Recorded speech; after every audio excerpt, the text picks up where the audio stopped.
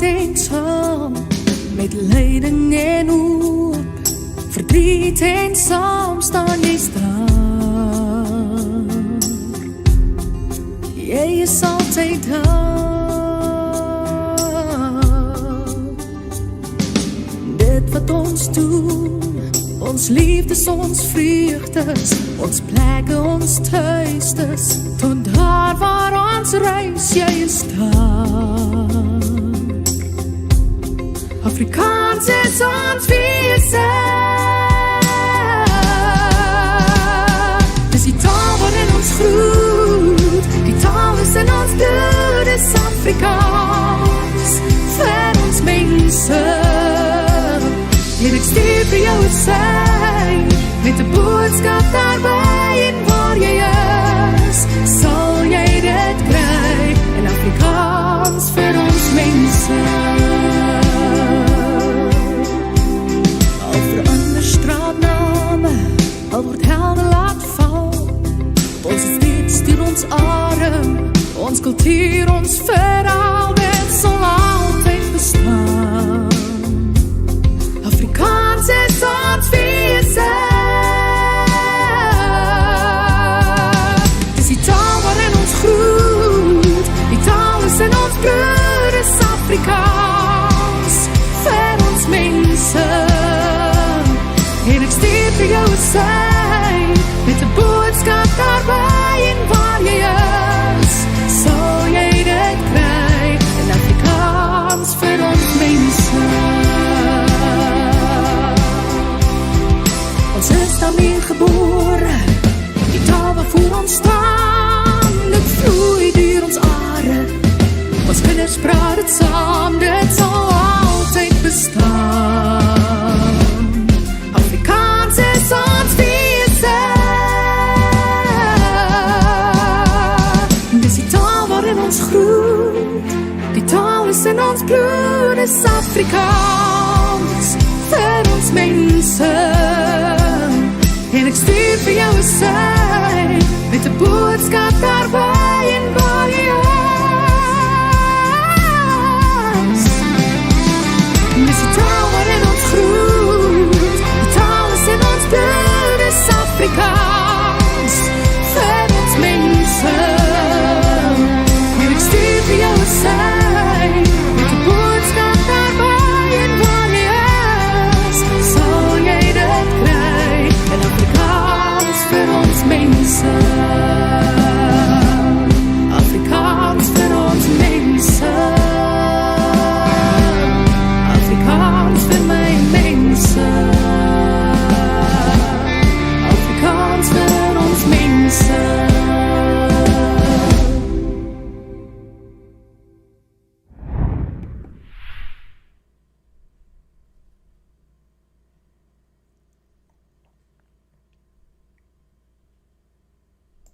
Ladies and gentlemen, welcome back once again to Indaba, Africa. This is Chris coming to you from central Pennsylvania.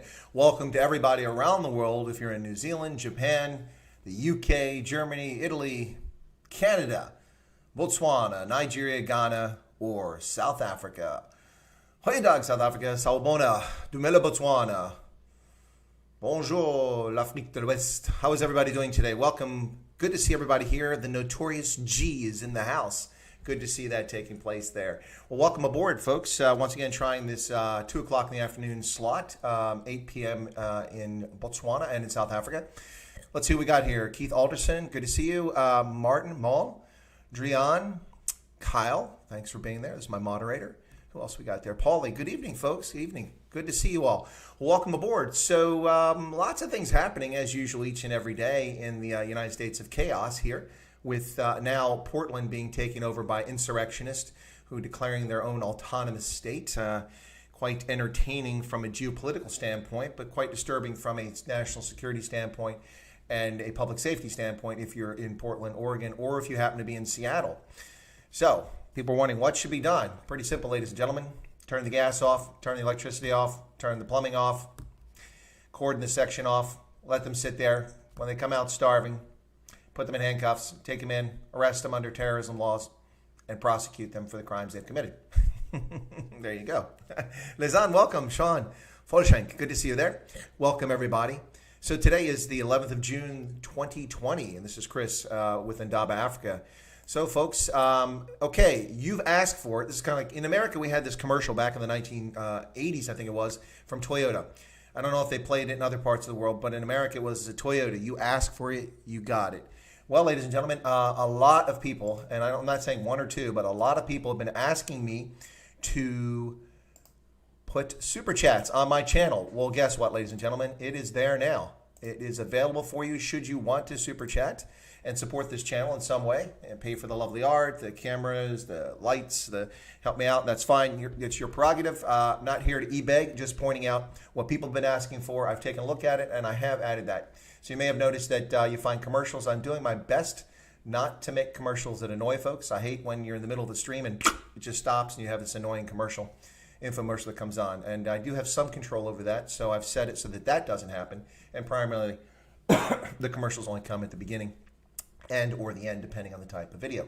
Once again, these streams are not monetized for the straight voltage. Right now, they may be, because what happens is every time I use Giselle's music, I get an automatic copyright claim for the music, even though I have the rights to it. So I have to go through the manual process of disputing the claim, and once the claim is disputed, then I can remove the monetization on it. But my prepared videos, like I had 2 of them this morning, are on monetized because that is part of my intellectual effort, my intellectual thought, and my strategic consultancy. But when I say monetized, you don't have to pay to watch them. They're free. They're just commercial. Oh my goodness, look at that. Yanni. Well, there it is. Yanni is the first. And how did I know that? And Yanni's been quiet lately. I think Yanni's somewhere, I don't know, under in the city of gold, Igoli, checking on the status of gold mines in the Mid-Rand, because I haven't seen Yanni for a few days. He's been very quiet. Kyle, oh my goodness, look at that, you guys. Yanni comes in with a 140 Rand super chat. I'm very grateful for that. That kind of you. Well, people asked me to do it, and there it is. So, Yanni, thank you so much for that. That's the first ever super chat on my channel, and Kyle came in right behind you. Going to have to take a picture of that bad boy and save it, just so we've got it for a future reference. Thank you so much, guys. It's very kind. Oh, Quentin, there's another one. Oh, my goodness. Look at this. Quentin says here's 75 cents towards your retirement. Well, thanks so much, Quentin. 75 cents. Well, of course, YouTube does get their 30%. So minus 30% for YouTube. And then you take off 28% for state and local taxes. And then since it's a funder self-employed, I'll have to put in another 13% for Social Security and Medicare, which means that it's somewhere along the way I will get about 38 cents of that 75 cents, Quentin. But we do have to somehow support the state and the mechanisms that are out there to make it all possible. So, guys, thanks so much. Wow, look at this. 3 super chats right out the bat. Very kind of you, Yanni, Kyle. Kyle, my moderator. Kyle's working for me and he's paying. What a good deal. This is the kind of life I like. Get people to work for you and get them to pay you. That's a pretty good deal. Well, thanks, guys. That will be put to good use, I promise, once I see money eventually from YouTube, whenever that may be. But thank you all so much for tuning in. I see that this hour that Ronaldo has vacated is up for competition, and folks are trying to claim it. Roman is on at the moment, I believe. I didn't know he was going on until after I scheduled mine. So, yeah. Oh, Wesley says, Super Chat once the salary starts again. Cool beans. Well, Wesley, yeah. No, listen, folks, if you've got no money, please don't be super chatting on here. If you know, I understand millions of people out of work. Gosh, it's a horrific thing. We're now back under 40 million out of work here in the U.S. as a consequence of the Wuhan coronavirus or COVID-19 hysteria and totalitarian actions of our state, local, and federal governments. Yeah, so things are beginning to improve economically here in the U.S., but it'll be a long road to go. So let's see. Well, thank you guys so much. Look at that. So, yeah, Yanni's response to Super Chat is he put the first ever Super Chat on Chris Y Africa was finally. Yeah, so some of you may think that, yeah, no, I'm just kidding, that people have been asking for this. Look, I've also done Super Chats myself to channels I want to support, and it's a nice feature to have to help out channels. And also, especially like when we have a live show with a guest in, if you got questions, you know, it's difficult to follow the chat, and the Super Chats help raise your attention, and we can see it. So they do serve a useful purpose. I really appreciate that. So, Kyle, it works. Great news. Happy to support you, Chris. Thank you so much, Kyle. And Quentin with the 75 cents U.S. Well, fortunately, it's not 75 cents Canadian, because that would be even less, wouldn't it? Just a Ghost, this is new. Been working and missing the live streams. Well, Just a Ghost, well, there's another Super Chat. Oh, my goodness. Thank you so much, Just a Ghost. Once again, ladies and gentlemen, I've said it before, absolutely one of the coolest handles on YouTube, Just a Ghost. I love that. It's pretty cool. So you can come and go and barely be noticed. Well, thank you so much. Ladies and gentlemen, thanks for tuning in today. This live stream, honestly, I decided to do it this hour to go back to see how many folks would be available. It's a little bit earlier in South Africa and in Botswana, where I have a number of viewers. And also, I decided to do this today because people have been asking for me to enable the super chat, and I got it to work. And here we are. We see it working. So just a chance for people to try it out. Yeah, Joe is, Joe is streaming at 2:30. Not yet. Whoa. Neil McCabe. Those are pounds, man. Oh, my goodness. And a cup. I like the sticker there with the coffee. That's awesome. Well, thank you so much, Neil. And as people like to say, that's a stripper chat. Graham says, hello, Chris, looking forward to more of your wisdom. Well, that's very kind of you. Thank you so much. Let me slow down my pace a little bit. I'm so excited by the super chat capability and seeing what's going on there. Thank you all so much. Very kind of you. So, yeah, Joe will be streaming at 2:30, I believe. And I think Joe did have his schedule. But I didn't want to keep people up past midnight in South Africa again tonight, so I thought that I would try this a little bit earlier in the slot. I was going to do it at 1:30, but I was interviewed by a DC-based newspaper about Mali. Yeah, the conflict in Mali. You notice the French forces took out one of the key leaders of the jihadists in Mali just a few days ago. And so the journalist was asking me for my view and my opinions and my experience about Mali, the Sahel, the conflict there, French and U.S. interest, U.S. Africa Command, all those things. So that interview went on for probably about a half hour. That was longer than I expected. And so I wound up scheduling this a little bit later. Otherwise, I would have done it a little bit sooner. So you guys tell me, what do you think is a good time to do this? Here in the U.S., noon, 12:30, 1:30 is probably a good time. People are at lunch, actually, so it's a good time on the East Coast. In South Africa and Botswana, that's 6 p.m., 6:30, 7:30. So you guys tell me what you think about that. Sean says, super chat is super. Those are euro, not... Oh, my goodness, you're right. There's not pounds. That's euro. Oh, gosh. Euro. Wow. Sorry about that, Neil. Euro. Wow. Okay, I didn't see they weren't pounds. Okay, I'm sorry. Kind of partial to the British pound. But, the euro. I didn't see that. My apologies. Thanks for pointing that out, Sean. Appreciate it. Yanni says, we're busy divesting one of our gold mines out of Mali. Oh, yeah. No, I'm not surprised. Mali is just such a basket case there. Thanks for sharing that, Yanni. How long have your folks been involved there with the gold mining in Mali, Yanni? Is this predate the 2013 conflict, or is it since then? That would be interesting to know, if you don't mind sharing. Kyle, just making sure it works. It does work, Kyle. You already proved it, man. Thank you, my brother. Heiner says it's a good time. Yes. When are we open for political questions? We are open for political questions right now, ladies and gentlemen. I already were planning on starting. Let me go ahead and start and break the ice with the political questions and issues by doing this. So for those who may have missed it here in the United States, this is a big political controversy right now. Top general apologizes for appearing in photo op with Trump after forceful removal of protesters. Well, there's all kinds of problems with that. Number one, forceful removal, I think that's a bit of an overstatement as to what happened.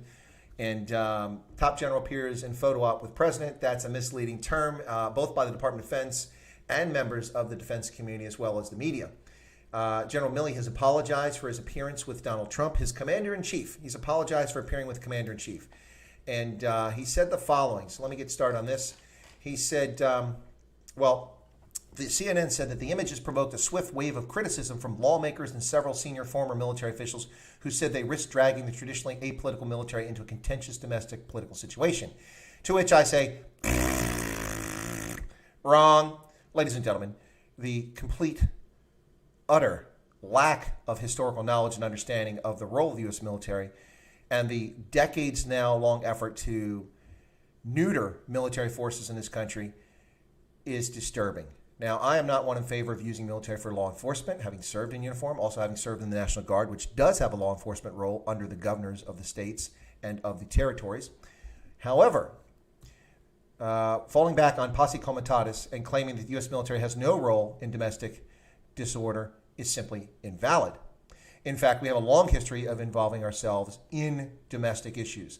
The Whiskey Rebellion, the only time an American president has actually been the physical commander-in-chief of U.S. military forces, President George Washington, put on his uniform and traveled to Carlisle Barracks to put down the Whiskey Rebellion by Scotch and Irish whiskey makers in the western part of Pennsylvania.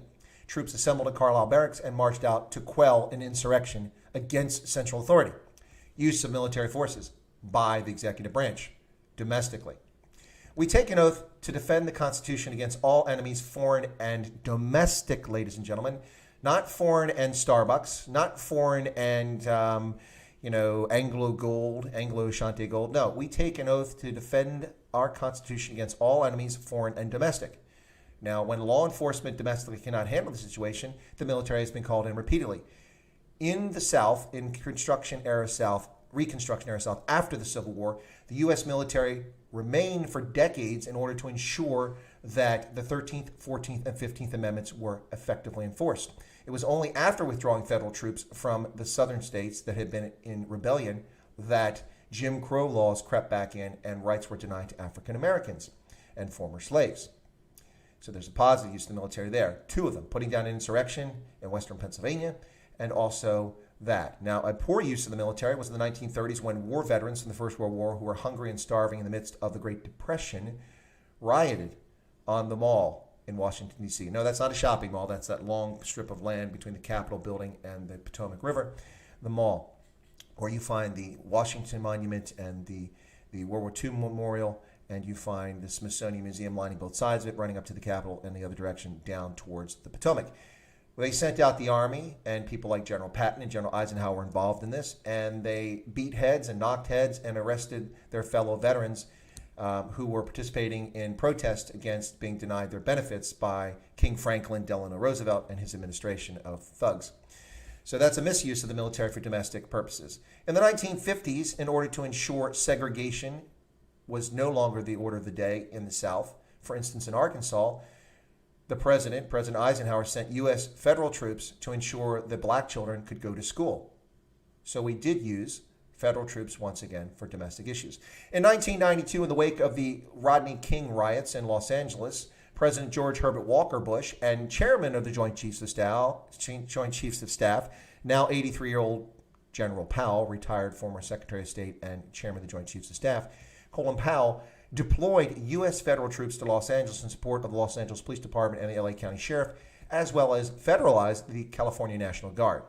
To sit back and see the complete nonsense taking place in this country today, claiming that the military has no role and it's apolitical, is a distortion of reality and is a distortion of events. And it is pathetic, and I'm sick of hearing about it.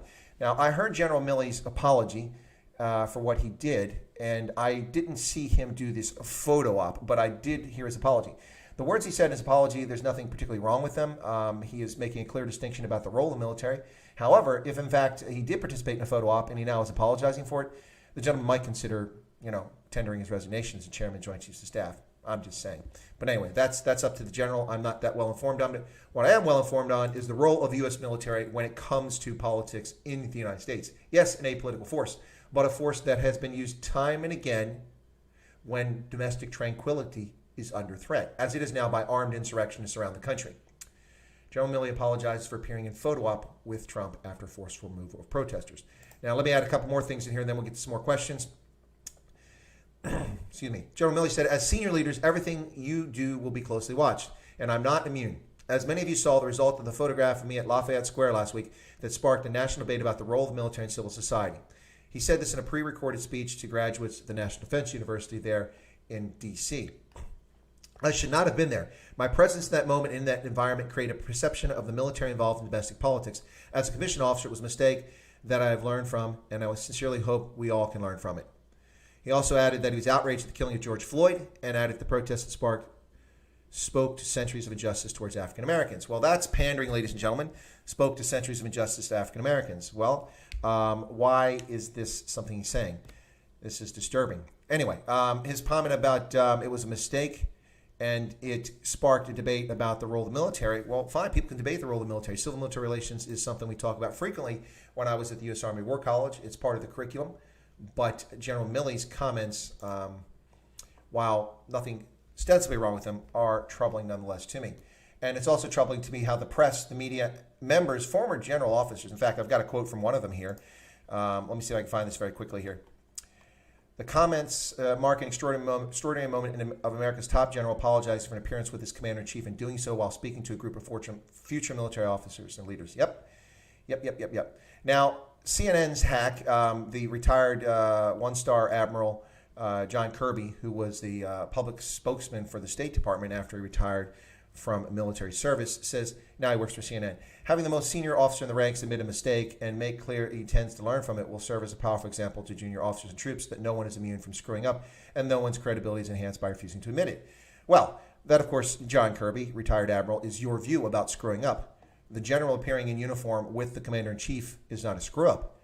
Now, this specific case, we can talk about that, but this is just after the market, retail pandering, and it's a shame. General Milley's comments about the need to keep the military out of politics were timely and all too sadly these days appropriate to the pressures under which our troops labor. He was right to point out that he himself got mixed up in it. We shouldn't lose sight of the importance of what else he said. Too often the military burdens itself with a zero defect mentality. They don't make it easy to own up to errors. Basically what Admiral Kirby is saying there is that General Milley shouldn't resign, he shouldn't be fired because we're allowed to make mistakes. Well, that's his view. But the problem with this, of course, is that General Milley's comments about the need to keep the military out of politics were timely. Really. The military is part of politics, ladies and gentlemen. The flag officers are selected by the service chiefs, and their names are given to the president, and the Senate confirms their positions. And if they're at 30 years or beyond, each and every officer must have their tenure extended by Congress individually on orders and authorization by the president once Congress has approved it. That's how it works. So senior officers are political, whether they want to admit it or not. Whether they interject themselves into domestic politics is the question here. And simply adhering to lawful moral orders that the Commander-in-Chief gives and appearing with the Commander-in-Chief does not make something immoral. So this is quite disturbing. As I mentioned, the Whiskey Rebellion, Reconstruction South, integration in Little Rock in the 1950s, Rodney King riots in 1992, all legitimate uses, domestic uses of U.S. military forces for the better, greater tranquility of the United States, domestic tranquility. There have been misuses, as I said, using them to beat up war veterans in the 1930s. But this neutering of the military and default position to posse comitatus and that the military has no role is ludicrous, absolutely ludicrous. And I'm tired of hearing about it, and people are unwilling to speak up about it in uniform, and people outside the uniform, poorly informed, not understanding the role of the military, let this thing get out of control. The U.S. military does have a role for domestic tranquility under the Constitution and should be used if necessary. Now, I'm not arguing that's a role for the military now. There's nothing currently that's taking place the U.S. military needs to participate in my view. The role of the local police departments, state police, as well as National Guards in each of the states where these insurrections are taking place is appropriate. Now, again, notice I'm saying insurrection, not protest. They're not the same thing, ladies and gentlemen. All right, so I did say open up the questions and I got started. Let's get back. All right, so diesel filtration. Well, that's interesting. It's public record. Anglo Shanti, 41%. I am gold. And the government of Mali began 96. Okay, that's the date. I thought so, Yanni. I don't want to, put anybody in an awkward position, so that's why I asked. Thank you very much. Yeah, so 1996. Hey, Fonz. Quentin says there would be so little problems in the world if mainstream media just reported things objectively and stopped turning everything into shocking Trump bombshell fake reporting. Absolutely. And it would be great if a lot of these journalists actually were informed. Now, I was interviewed by a print journalist earlier today about the events in Mali and in the Sahel and French intervention in Africa Command in the greater context. The journalist I spoke to actually can walk and chew gum. This journalist understands what's going on, was looking for other insights to augment the story and get a better analysis of what's going on. So that's the kind of journalist I can talk to, but you get these talking heads on TV that don't even know where they are. They're like Joe Biden. It's nice to be here in Wilmington, Delaware. Sorry, you're in Wilmington, North Carolina. Oh, in North Carolina. Thank you so much. Yeah. Oh, who's this nice little lady over here? Yeah, Sleepy Joe Biden. All right, so back in line for those who want to know, my phone was tapped. Oh, my goodness, the Notorious G. Wow. All right. Well, I'm glad you're back. Do we face a civil war in South Africa? The Gaming Wizard Society is asking this question. I don't know about that, but if you watch my prepared video, which I did on today, I did two prepared videos. One is South Africa's Past, America's Future, or is America's Future, South Africa's Past, from a very disturbing foreign policy op-ed that I read from a gentleman named Rosenberg based on the West Coast. He's an adjunct professor at Columbia University and the CEO of GeoQuant, a consultancy. Anyway, he wrote what I consider to be a very disturbing, misleading article, and so I refuted that with a critique, and there's a video on that. I also did another one about things are getting scary in South Africa. I don't know about a civil war, but one thing I definitely know is that the head of state needs to knock it off. President Cyril Ramaphosa's racialization of civil society in an effort to demonize 4.8 million South Africans to cover up his failures and his incompetence and his government's inability to govern in an effective manner is deeply disturbing. And it needs to have attention drawn to it. Human Rights Watch, Amnesty International, the United Nations Human Rights Commission, the United Nations, the European Union, Washington, D.C., Beijing. Of course, Beijing doesn't care. But these are places that need to start paying attention and need to start sending either very public or private diplomatic messages to the folks in Pretoria and in Cape Town about Ramaphosa's conduct and the racialization. So it seems as if Cyril Ramaphosa is on a campaign to become the next Julius Malema with his insulting and his caustic language. Very disturbing. So I don't know about a civil war, but certainly something is not well in the state affairs in Denmark, in this case, South Africa. We'll add my details to my YouTube profile about page. Okay, cool. All right, Yanni. Let's see what else we got here. People asked if we can open up the political questions, and I don't see any yet. Let me get back. Jumped here. You seem to have a good man in Sheriff Grady. Okay, thanks a lot, Heinrich. Appreciate that. Do you guys know Sheriff Clark, the guy from Milwaukee? He's awesome. Notorious says, serious question. In all essence, it looks like we in South Africa are heading towards a civil war, but a big what if, what would be the dominoes to watch out for? Well, I certainly think that the moment that if and when expropriation without compensation actually becomes an approved constitutional amendment and the Constitution is changed in South Africa, that would be a very, very stark indication that things are going to go south. Because what happens when that takes place? Now, it may not happen immediately, but then the government comes out to take people's land, or they're encouraged by people like Julius Malema and the economic freedom fighters to just go occupy land, and the government doesn't do anything about it. For those who don't know, if you follow the past, over the past 26 years, in most instances when people have gone out and occupied land, especially government land, but also private land, illegally, as long as the land is someone they're using it, if it's not in use and it's a distant owner who doesn't occupy it, but if it's land in use, the government has sent forces out almost always to remove illegal squatters from land across South Africa and maintain property rights. But they're now threatening property rights. When they take away property rights, it's a whole new ballgame. So hopefully they'll get the message. I don't know what's going on with that, but the language about it is very disturbing. So let's hope you're not headed towards a civil war. Hit the like button. Thank you, Hendo. Smash the like button. Thanks, guys. Just finished dinner. Cool in UK today. Some rain. Yeah, beautiful here. It was cloudy earlier, but now it's sunny. And we had a lot of rain yesterday. I got caught. I had to run back in a downpour from the park when I was out exercising. Hendo says, glad to see the Super Chat active. Well, yes, in fact, for folks just tuning in, we got a bigger crowd here. A lot of red, angry faces over here. I'll get to those in a second. A lot of folks tuning in. Ladies and gentlemen, as the old Toyota commercial in the 1980s said, you asked for it, you got it. So people have been asking me, and not one or two people, but a lot of people, when are you going to put Super Chat on your streams? Well, ladies and gentlemen, Super Chat is now active on Chris White Africa. If you'd like to, you can feel free to contribute to the station, support the channel here by using the Super Chat. Apparently, we accept all currencies, New Zealand dollars, Australian dollars, British pounds, euros. We already had euro donation here today. Rands, you name it. I don't know about Pula in Botswana, but maybe we see if we can get a Pula donation there. But the Super Chat is available, Hendo, and feel free to use it if you'd like. Anyway, so thanks a lot, folks. Notorious G says it's freezing in the Western Cape. Come on, guys. Freezing. What is it? 8 degrees Celsius? And you guys are probably cold. Or is it colder than that? I'm a Viking, remember, so you don't scare me unless it's about 15 below. Then I start paying attention. Snowing and people forcibly removed. Where's this at, Hendo? Whoa, jumped ahead there. All right.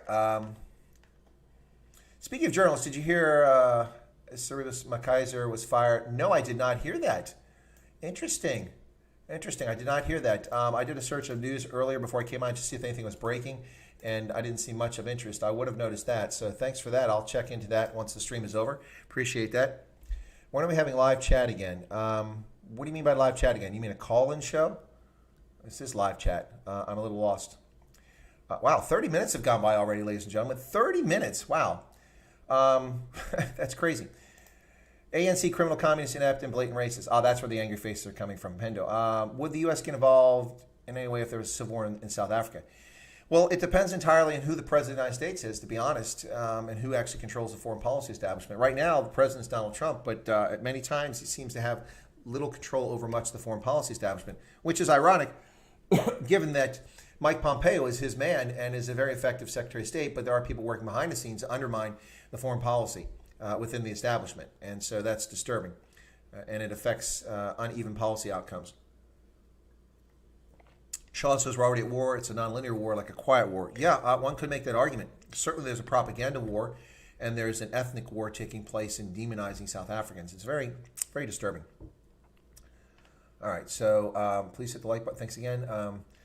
Dalimi Zoom made comments yesterday that tobacco ban should remain in place regardless of the court rule. Yeah, okay. So yeah, and Kozizani, Dalimi Zuma, says that if the court orders the ban to be lifted, we should simply ignore the court.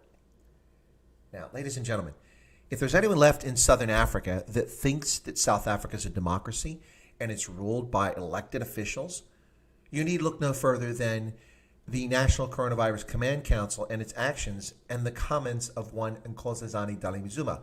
But for a handful of cadres, she would be the president of South Africa at this very moment. And she may yet be the president before too long because Jacob Zuma is on, not Jacob Zuma, sorry, force of habit, faux pas. Cyril Ramaphosa is on thin ice with his party, and hence the reason I think he ramps up all this rhetoric. Let's see. Constitutional Court rules Electoral Act is unconstitutional. Opens way for independent candidates. Okay. We're having live chat. That's a question about live chat again. Sorry, I jumped again. What's this? Oh, you sent the link. Yeah, we have chat going here, so I'm confused. Have you ever read about multi-African nationalism? I've not heard that term. Oh, you're talking, okay, when Notorious G called in, yeah. I'm 100% sure, Quentin, I'm partially responsible for him getting that slot in the first place, but he's out. Suffered about 25% since the Liberals took over. Yeah, that's a shame. Where are they with the debate in Mali and votes in the U.S.? I know the Dems are pushing for it, but what's the chance of it happening? Which vote specifically are you talking about, Quentin? There's been a lot of legislation talked about Mali, about whether to withdraw support or be involved, more involved, so I'm not sure what you're talking about. -2. Oh, yeah, nice. -2 in the high belt. Little frost out there on the grass. I love it. Okay. All right. So as long as he's out, then we forgive you for getting me there. Okay. All right. -7 in KZN. Wow. Now that's chilly. Now you're starting to get my attention, Lynn. But you'll still find me wearing shorts when I exercise. Sean says, I was under the impression the U.S. president has autonomous control over foreign policy. Well, you can be forgiven for having that thought, Sean. In fact, you are correct. The president does dictate U.S. foreign policy, but he does so through a bureaucracy. And bureaucratic agents can undermine chief executives, and they do it all the time. It's happened throughout our history. You have ambassadors who are given a charge and a mission, and then they go out and either do it or don't do it, or they do things subtly behind the scenes. And you can't be present as the president of the United States in every foreign capital around the world and participate in every discussion that takes place. Absolutely not. So yes, it does happen. You also have diplomats and people in the bureaucracy that are overzealous and overstate and commit the U.S. to things. So think back to Kuwait in 1990 when Saddam Hussein invaded, and people famously blamed the American ambassador for having given the wrong message from George Bush to Saddam Hussein, basically giving the impression that, you know, if you invade Saudi Arabia, it's fine. We don't care. That wasn't the message, but that ambassador was castigated for that, and that just plays a role. So, yes, the president does control foreign policy, but does he control the foreign policy establishment within the government is the question, ladies and gentlemen. Right. Let's see. People should just ignore mental Zoom. Chris White, if we were a democracy, i.e. South Africa, Disneyland must be a communist bloc. That's good. Yes, I know. I know you in the Southern Hemisphere, you didn't need the all caps, my friend, don't like coldness. I love coldness. I am a Viking. And so I always got a kick living in Southern Africa when wintertime came and everyone was freezing. But by the same token, it's all relative, ladies and gentlemen. I lived in Liberia. Let me share this with you. When I lived in Liberia, my security guard downstairs, we get the, whoa, Herman Roos. Finally, we can donate to the channel. Yes, you can. There's a super chat from Herman. Ladies and gentlemen, by the way, I didn't post the link, and I apologize for that because with the interview, I ran out of time. But yesterday, I wouldn't say I appeared, but recorded a video at the behest of Herman. Herman's our famous tobacco farmer there in South Africa. Yesterday, Herman had started his channel, in which it's based on travel. It's called Farmer Travel or something like that. If I got it wrong, Herman, my apologies. But Herman started this channel yesterday, and I was his first guest on it. We talked about some advice and tips about traveling around the world, places to go and things like that. I thoroughly enjoyed it. It is available on his channel. He's got a very small number of subscribers because he started like just a few minutes ago. So feel free to check out Herman's channel. I'll make sure that I put a link in here after the fact so you can find it, or maybe he can. Well, I'll put it in there after the fact, and you can check out his channel. It was pretty cool. I enjoyed it, and go support his channel. It's pretty cool. Well, Herman, thank you very much for the super chat. It's very kind of you. Yes, you can finally donate to the channel. It's interesting that people just see that down there. I remember the first time I saw the super chat. I was watching another channel. I'm like, what's this? I clicked on it. It says you can give money. I'm like, okay. And I'm like, why are people giving money? And then I started paying attention, and I realized, okay, I see the value in it. So I did, and I wanted to say something long, and it came up with like $2. And you get like, I don't know, 30 characters. That's it for $2. So I put more money in, and you get more characters. It's pretty entertaining the way that YouTube does that. But anyway, thank you so much for that super chat, Herman. It'll go to good use. All right, back to the chat over here. So that's several. We got a Euro super chat. We've got Rand super chats. Pretty cool stuff. What bike have you got? Don't tell me it's Harley. Heinrich, I do not have a motorcycle. I like them, but I've never had one. They're too difficult to travel with when you move 26 times in 36 years in the military. And you do that across 3 different continents. And you find yourself deployed frequently in combat and things like that. It's pretty tough. So just like my rifles and shotguns, which were sold off one by one over a period of about 15 years while I left them in Ohio with family, I don't have a motorcycle. But no, it wouldn't be a Harley. Yeah. By the way, Harley Davidson factory is just south of here, a half an hour away. I can go by, and they have tours there. Whoa, look at that. I got good old American dollars there. I got some American dollars. Thank you, Brett. Wow, I didn't even know you were here, man. Let me catch up, and I'll get to your super chat in just a second here. Wow. Sean Spears says, Cape Town still beats Gauteng and KZN. Saw one mean sea wave crash. Yeah, I saw that. I want to get that video. It was passed around on Twitter, which this, it was at Greenpoint or somewhere like that. Massive wave came over. It was huge, and the water just kept coming. Quite amazing stuff. Oh, mail-in voting. Quentin said mail-in voting. All right. I forgot what that question was, Quentin. Let me go back and see if I can find it. I'm not finding it. Shoot. Oh, okay. Where are they with the debate on mail-in votes in the U.S.? I know the Dems are pushing for it. Oh, okay, thank you. Now I'm not confused. Thank you, Quentin. Mail-in. Okay, sorry I didn't say it properly. So the mail-in issue is this, is that some states like Oregon already have a system in which everyone votes by mail. I think it's a ludicrous system. It's fraudulent, but fortunately it's a small state with almost nobody living there, so it's not had a major impact on national elections. But it's so open to fraud. California is trying to make it all mail-in ballots, and we've seen the fraud taking place in New York where they're trying to do it as well. People getting 6-8 different ballots arriving at their house with different names for people who've lived at that address because the state is not bothering to check to see who's currently registered and what their current address is. They're not confirming that, just sending them out. So it's open to so much fraud, it's unbelievable. Hendo's asking for my email address. Once again, ladies and gentlemen, if you want my email address, what you need to do is go to the About tab on this channel. Don't click on this window. You got to open up another tab, otherwise you'll lose the stream. But go to the About tab, and there'll be a description of my channel, a video, a description of the channel, and below that is my email address for business purposes. You just click on the little box. When you click on the little box, it'll come up. You check it. You have to wait. Once it's done, then you can push it, and it will reveal my email address. But go ahead and get it from there. So I don't do it in the stream because Chinese bots are stealing addresses and flooding your email boxes, and I don't want that. I have enough email to deal with every day. I don't need the Chinese jumping in. All right, so don't like coldness. More questions, people. Yes, more questions. Coffee gets cold so fast. Can I pour half a cup? Defender. Okay. You can only pour out half a cup of the flask every time. Otherwise, it gets cold. All right. So, Herman, yes, you said you can finally donate. Let's see. Catch up. The mail-in voting. Yeah. So you can mail-in vote here in Pennsylvania. But what was encouraging, I went to vote in the primary. This is the first time I was eligible to vote in a primary since 1988 because I stopped being a member of a registered political party when I got commissioned in 1989. Interestingly enough, following Colin Powell's example of being apolitical. But I stopped voting in party politics then, so I was only eligible to vote in the general election, which is what decides who goes to office, since 1989. And so this year, just last week I think it was, I voted for the first time ever in what had been the postponed presidential primary an election primary here in Pennsylvania. I voted as a Republican, and of course I voted for Donald Trump because this is what I would like to do. I would like to keep America great and fix all this nonsense, and I suppose we have to fix the press, but that's another story. So, yeah, when I was there, it was refreshing to see my name on the rolls the first time. By the way, it's also the first time I've been physically in person to vote since 1988 as well, because I voted in Ohio and I haven't lived in Ohio since 1989. So every election since 88, I have voted absentee. Now, absentee is different than mail-in. Yes, the procedure to get the ballot in is through the mail, but it's a different procedure. Absentee is for those who have authorized absences from their place, like military and diplomats stationed around the world or in other parts of the country. You can't be at your home station, because technically, when I was stationed in Arizona, I wasn't really in Arizona. I was there, but I wasn't counted. So, like, for instance, I counted as an Ohio resident, and that's where I paid taxes to, and that's where I got to vote. Anyway, so, yeah, the mail-in balloting is a real issue. There's a court case in California. Governor Newsom, Governor Lunatic, has been sued by the California Republican Party, the Republican National Committee, and a group of interested parties as an amicus friend of the court brief. But I don't want to forget Brett's super chat here. Where's it at? Get to it there. All right, so, whoa, God bless it. So Brett says, why is the DRC in such bad shape? Belgian colonialism was wrong, but the DRC's leaders have not improved the situation. I can't keep blaming Belgium. Well, the problem with the DRC, to be frank, is that it shouldn't exist.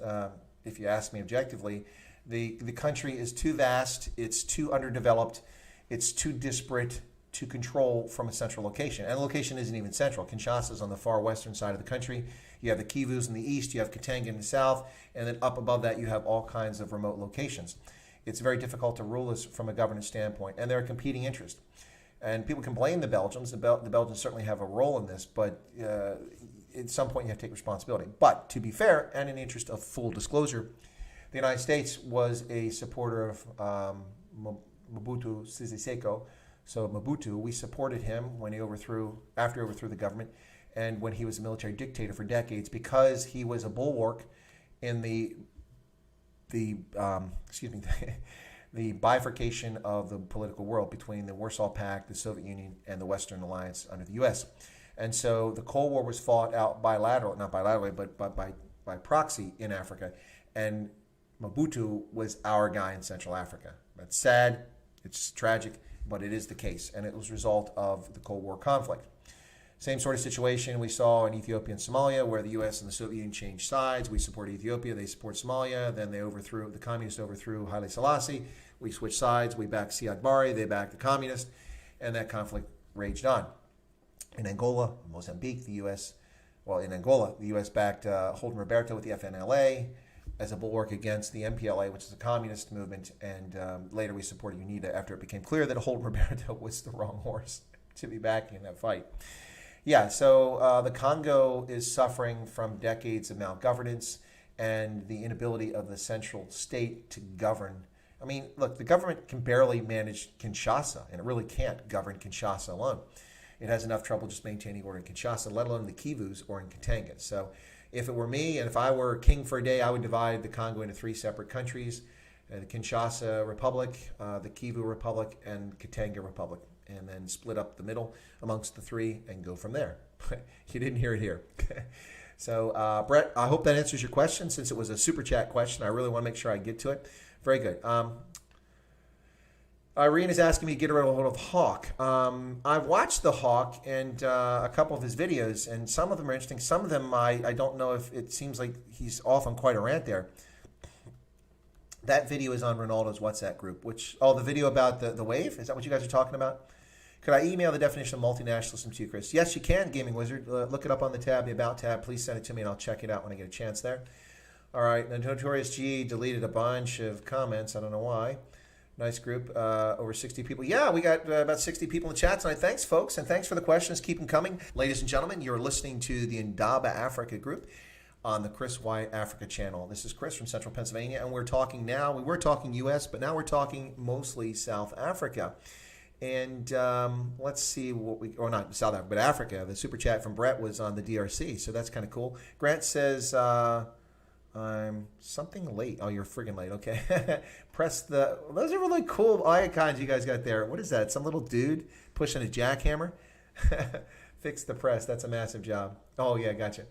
Yeah, Hendo's a good chat tonight.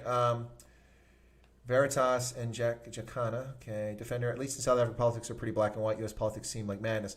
Yeah, U.S. politics can be madness. Did anyone catch the footage of Nancy Pelosi the great Democratic leader that's not Democratic as a Democratic Party, but as in Democratic governance. But the great Democratic leader, Nancy Pelosi, a child of extreme privilege, the daughter of the former mayor of Baltimore who screwed up Baltimore when he was mayor, and then she went to California. She screwed up California and has screwed up the nation as a member of the Congress. But Nancy Pelosi and her fellow cohorts, her fellow travelers, wearing kente cloth around their neck. Yeah, that's right. Ladies and gentlemen, if you look behind me, you'll see some kente cloth located right here. Right? And that is the kente cloth you wear around your neck.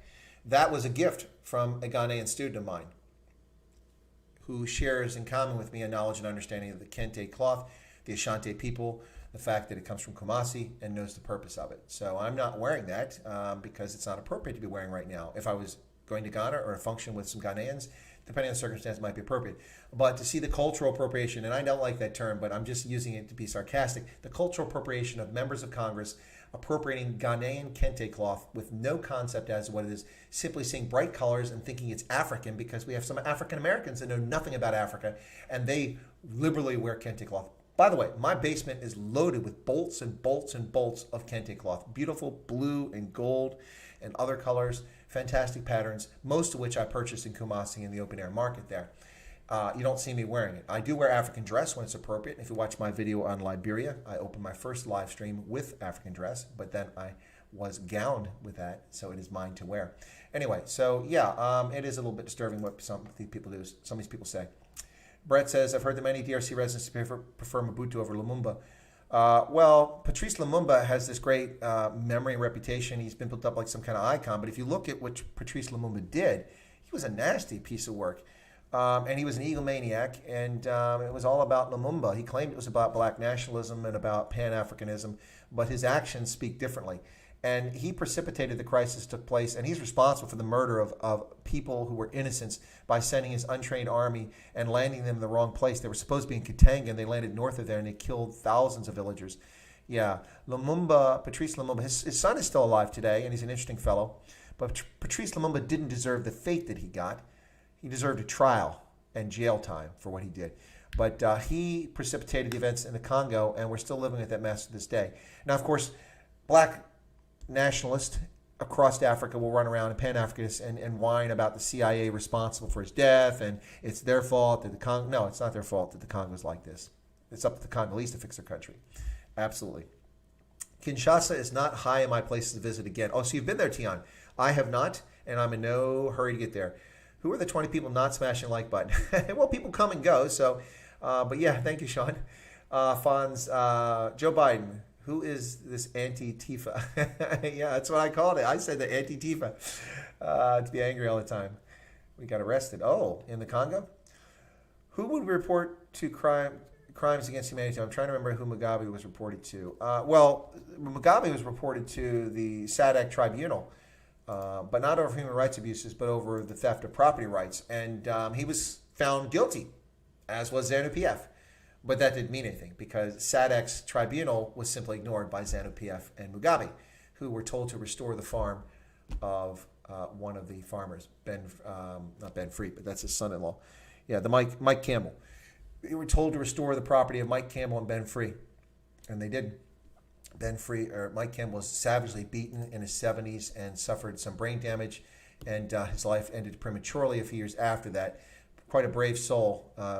Trying to stand up to the thugs who stole his farm that he bought legitimately, by the way, with the government's approval.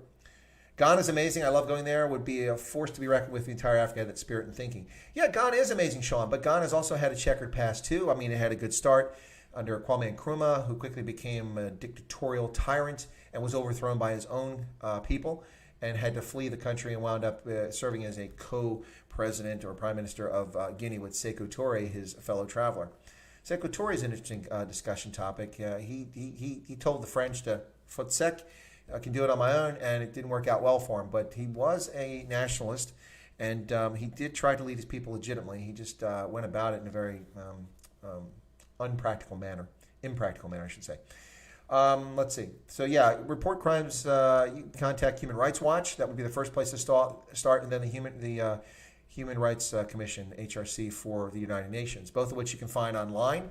They have contact information, and if you feel that human rights are being violated, you can contact them. Whether they'll do something or not is a whole different story. Didn't the lefties used to call that racial appropriation? Yeah, exactly. Hendo says 2 problems USA politics that urgently need to change. 1, end career politicians like Nancy Pelosi and Schumer, and no USA politician should have dual citizenship. Well, on that issue, and this is going to be controversial, so let's see if anybody leaves the discussion, if I've triggered anybody. I have serious issues with the concept of dual nationality for any person on this planet. You cannot have divided loyalties. If your favorite country is Germany and the US and they have political problems and they start a tariff war or they start a physical war, who do you owe allegiance to? To whom do you owe fealty to? To Berlin or to Washington? You can't have dual citizenship. It's a concept that should not exist in my mind. States are sovereign, and that sovereignty should be absolute. If you're a citizen of South Africa, then you're a citizen of South Africa. Now, I know for people in Southern Africa, this is going to be a touchy subject because a lot of people do have dual passports. Now, a lot of people claim dual citizenship, but that's nonsense. Few states actually recognize dual citizenship. What they do is they'll issue passports to people who have a legitimate basis for being a national. And then they'll often tell you have to surrender the passport of the other country, but people fail to do it. So I remember Mugabe famously saying the kith and kin in Zimbabwe, they can go home, they have passports. But see, that was a myth, that was a lie. Most white Zimbabweans didn't have a British passport. They were Zimbabweans. They didn't have one. They chose to stay in Zimbabwe after independence. So few of them actually had rights to have a British passport. As a consequence, many of them became refugees. We have refugees from Zimbabwe living in North Carolina who escaped with their lives, fortunately. Brett, another one. Here we go. Okay, let me get back to that. Yeah, I hope I answered that question well. Yamaha Tenere 700. Yeah, okay, thanks. Appreciate that. That's of course. There's actually I think there's a Yamaha dealer actually right down the road from here in Camp Hill. There's a big bike shop down there. I've never ever gone into it. It's right next to the petrol station and BJ's where I do the big box shopping because it's the closest one. Well, thank you for that, Stuart. I appreciate that. Joe Biden, who is it? Yeah, we already did that. Okay, sorry. Jumped on me again. Herman Roos, please put, Herman's not a moderator. Herman, are you still here? If you're still here, I'll make you a moderator. Just send a message and saying, yes, you're still here, and I'll make you a moderator so you can put your link into your channel. Folks, you should check out Herman's channel. It's pretty cool. Let's see. We'll do if Ronaldo will allow it. Well, no, in the WhatsApp group. We'll put it in here so people can get it right now. But Herman, you just commented. Okay, hang on. I can make you a moderator now. All right. Herman, you are now moderator. So, ladies and gentlemen, the latest prefect here in the classroom is Herman Roos, the tobacco farmer, and your prefect for this evening, joining Kyle, if he's still here, and Hendo.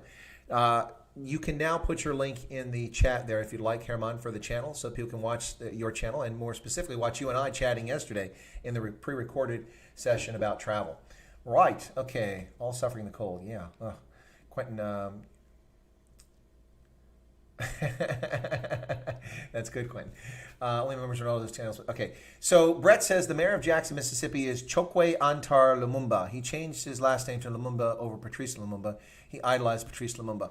Well, that's good for the mayor of Jackson, Mississippi. All I can say is I'm glad I don't live in a city in which a person renames himself after a tyrant who's responsible for the deaths of untold tens of thousands of people for his behavior. There's some really good video and movies. There was a really well-done movie by the French a couple years ago, or maybe it was the Belgians, about a biography on Patrice Lumumba, which was pretty objective.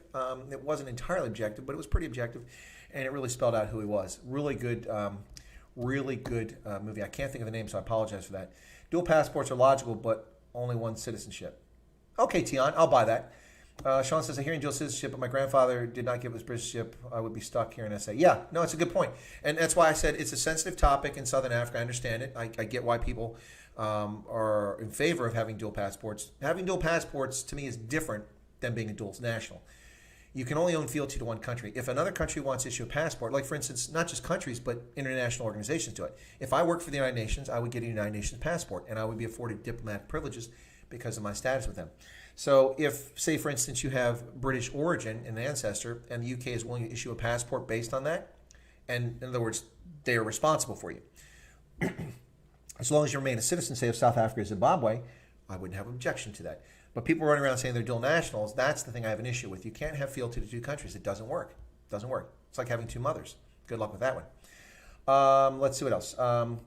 The Gaming Wizard says, I was born in Ohio, but my family's from SA. My ancestors were... Well, that's very interesting. You were born in Ohio. your family, you must be very young, Gaming Wizard, or I don't know many South Africans who've come to Ohio before the last 15 or 20 years. So that would be interesting to hear. Quentin asked my opinion on Tucker Carlson. Thank you for that information on Jackson, Mississippi, by the way, Brett Sessoms. With that $5 super chat in U.S. currency, nonetheless. Wow.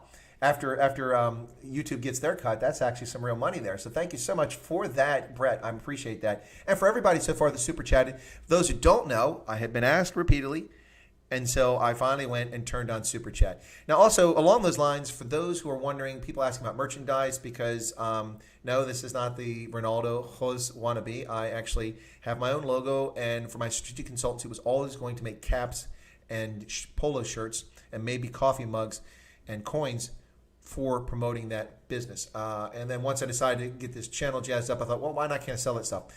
So here's the bad news. If you want merchandise from me, I won't be having merchandise until I get to 30,000 subscribers. That's right, 10 times my current level of subscription. So in South Africa, you can have 2,000 subscribers apparently, and you sell merchandise on your site. But in the U.S., you must have 30,000 subscribers. Or no, excuse me, 10,000 subscribers, 10,000. 10,000. 30,000 is for, I have to have 30,000 subscribers before I can have membership. Because some of you were asking about being members of the channel, and I was debating it because I wanted to make sure that I had something worthwhile to offer if you're going to be a member of the channel. And I was still thinking about that. So I went and looked at it, and I have to have 30,000 members before I can offer memberships. Yet I see the Germ with 2,600 when he was already had memberships, but I can't do that until I get 30,000 US. That's insane. And then for the merchandise, I have to have 10,000 subscribers. Once I have 10,000 subscribers, then I can, even if they're not active, then I can sell merchandise on my site. But the super chat is up and available, ladies and gentlemen. You are welcome. You are welcome to use it if you like to support the channel. I thank you very much. The generous donations today will go towards offsetting some of the improvements I made in my studio the last few weeks, because the credit card bill hasn't come in yet for that. The stuff is here. It's up on the wall. The lights are here and such, but the credit card bill has not come in yet. So Quentin says, what's your opinion on Tucker Carlson? I feel he's sometimes too partisan, but he speaks truth to power, and I appreciate it. Not a fan of Sean Hannity. Okay, so very good question, Quentin. Thank you for asking that. So I think that at this moment in time in history, Tucker Carlson is absolutely the best investigative journalist, political opinion commentator on the planet, bar none. Tucker Carlson has done amazing things in the interest of humanity, not just in the interest of Americans, but in humanity. Tucker Carlson in January, at the beginning of January, in the midst of the impeachment fraud, was warning people, and I saw this on his program, was warning people about this virus in Wuhan that was out of control and that was going to appear around the world very shortly, and the world should take notice of it instead of focusing on the fake impeachment. Now, that's my word, fake impeachment. I don't think he said it fake. Since then, he's repeatedly done an amazing job with his investigative journalism. His facts are they're incredibly accurate. He's been prescient on one issue after another. He's amazing. When he first came over and took over that time slot from Bill O'Reilly, while I enjoyed Bill O'Reilly, it was mostly an entertainment thing. I liked some of his political stuff, but some of it left me a little scratch in my head. He's kind of a crusty guy, but that was okay. And then he left over this Me Too movement, and they brought in Tucker Carlson, whom I remembered from CNN when he used to wear a bow tie, and I couldn't take him seriously because he was just kind of there. That was their token conservative. Anyway, and I didn't think his opinions were very formed, but he's very much an adult, very much the sane person on the network, and he has courage. He's saying things that are true that other people are cowardly and won't say. And I don't know about being partisan. I don't think he's particularly partisan, but he does get some things wrong. He's gotten a few things wrong. But look, all the stuff he comments on, you can't get everything right. I get a few things wrong, I'm sure. But he's amazing. I'm glad he's using that platform for the effect that he is using it.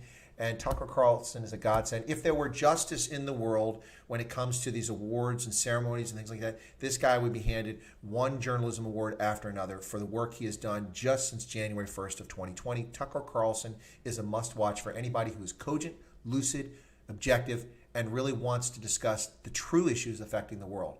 He's been calling out China for its trade policies and its cheating, and he's been right. He's been calling out the Wuhan coronavirus, and he's right. He's been calling out state and local governors before they acted the way they did. He's been right. He's just been absolutely amazing. Tucker Carlson is wonderful. I'd like to meet the guy because I'm really a big fan of his now, even though I don't agree with everything he says. Brett says, tell us about the crimes of Patrice Lumumba. I'm not a fan of his. Well, he famously, the whole dispute about who's the president, who's the prime minister, and he finagled things so he could be what he thought was the most powerful position. And then when the Katanga declared its independence, he sent his ill-prepared and poorly led army, which had been looting the streets of Kinshasa just a short time before this, down to Katanga. Unfortunately, the pilots that flew them landed north of Katanga in an area that was loyal to central authority, well-behaved, people who worked hard, were industrious, paid taxes. They raped thousands of women. They murdered children. They murdered elderly. They burned villages. They pillaged. And Patrice Lumumba bears direct responsibility for the carnage caused by his ill-founded political decision. And there's other things about Patrice Lumumba that we could talk about, but that's part of his crimes, and that's what he should have faced a trial for that, not what happened to him. That was wrong. Extrajudicial killing is never right. Paulie's making a compliment there for Brett. Your African knowledge is also very good and vast. Enjoy the comments. Yeah, very good, Brett. Thank you. Enjoy the comments and enjoy the super chats. Thank you for both.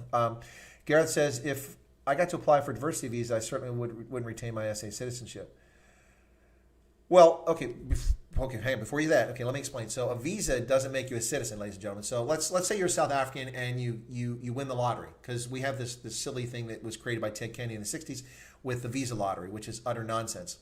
A lot of people have profited from it, but it's not necessarily always in the interest of the United States, and we've seen that with chain migration of people linked to Islamic extremism from Central Asia and from the Caucasus and such. We've seen that. So anyway, the visa lottery, let's say you win the visa lottery. I know Ghanaians who've won it, Liberians who've won it. You put your name in, you apply for a visa, they pick so many names out of the computer each year, and you get to come to America. And then, of course, once you're here, you get to do chain migration. Well, I need my parents. They have to come. But you're an adult. Yes, but I support my parents, and I can't support them in Ghana, so they have to come here. Oh, okay, they can come too. Now we have 3 new people. And of course, they need their cousins, because next thing you know, you got 25 people over here. So not always in the interest of the United States. But let's say you come here. Having a green card for permanent residency does not make you a citizen. You have to go through a process of a period of residency in the United States. Then you have to take an examination for civics knowledge, which a lot of Americans don't even know these days. And then you apply, and if you don't have a criminal record and all these things work, and each year we naturalize over 1 million new citizens each year, which is phenomenal. No country in the world does that. Not a single country in the world. We're not talking about refugees. We're not talking about illegal migrants. We're talking about people who follow the legal process to come to this country and apply to become Americans. Now, if this country is such a racially divided and divisive and such a unfair, unequal level playing field and economic situation, how is it possible that over 1 million people come here each and every year following the rules and become Americans at the point in time when they've met the minimum requirements? Something is not right. Someone's telling fairy tales here, and it's not the 1 million plus people who become Americans each and every year by virtue of wanting to come here to be part of our society, to contribute to our society, to learn our language, to accept our mores and our values and contribute to it, bringing their own cultural distinctiveness to it. So South Africans come here. Look, we can get biltong in America now. I don't know if you know that. There's people that make biltong. There's a company in Virginia, South Africans, 2 kids, they started making biltong. They sell it. It's called Ayoba. You can buy Ayoba biltong here on the East Coast of the United States. You can get lots of things in the United States from other cultures that are brought in. So people bring their unique cultural distinctiveness and they add it. What's been happening since the 1980s is an intentional effort to prevent assimilation, to divide the country along political lines by the political left. They play this game of bifurcating, dividing society on race, religion, ethnicity, skin color, all of these things. And they tell fairy tales about America. There's some truth in some of it. Some people are mistreated, unfortunately, different times, different places. But that includes everybody in this country, like me. As a 6-year-old, thrown to the ground by black teenagers, pinned to the ground with knees on my shoulder, holding my shoulders down, and a switchblade brought out and ran across my throat, telling me they were going to kill my honky ass because I was white. Yeah, this sort of thing happens to everybody in lots of places. Does that mean black people are evil? No. Does that mean I hate black people? No. It means that guy was a jerk, and his friends were jerks, and someone should have taken him out to the woodshed and taught him a lesson. But my neighbor, who was black, we were best friends, Goody. We were little 6-year-olds. We couldn't defend ourselves, and that's what happened to us. People take advantage of others the world over. All right, so let's see what else we got here. Whoops. Oh, Herman's taking off. Did you ever put your link in there, Herman? I didn't see his link. Tucker gets more right than wrong. I watch him every week. Yeah, I watch him every week too. I used to watch him every night, but I get kind of busy. Take care, Herman. Sorry that you left. Watch The Killing Fields by Katie Hopkins, farm murders. Yeah, Katie Hopkins has got involved in the farm murder discussion in South Africa now, too. I saw a video of her recently, but I'm a little disturbed. I appreciate what she's trying to do, but she's trying to find places for South Africans to abandon South Africa and go to. And so they recommend you go to the Philippines. I don't recommend you go to the Philippines, but apparently some kind of loophole you can get a visa to go live there. And then there's some unspecified cold northern latitude European country, which I'm going to guess is Russia or Kazakhstan or something like that. Anyway, I hope that it doesn't come to that for people. I know a lot of people have left already. But, all right, so quite a few South Africans have won the lottery, but apparently South Africa is quite high on the lottery list. Yeah, well, the number was set for like 50,000 per country at one time. I don't know what it currently is. We're trying to get rid of that. Trump wants to get rid of the lottery. I think it's a bad system. If you want to come to America, you should simply apply. And we should look at a reasonable number of people from certain countries and let them in based on skills and the needs of this country, like the Canadians do, who are supposedly so wondrous and generous people, which they are. And they get all this credit for accepting migrants, but they accept migrants that they want, not just anybody. And they certainly don't have millions of illegal people invading their country from the south of the border.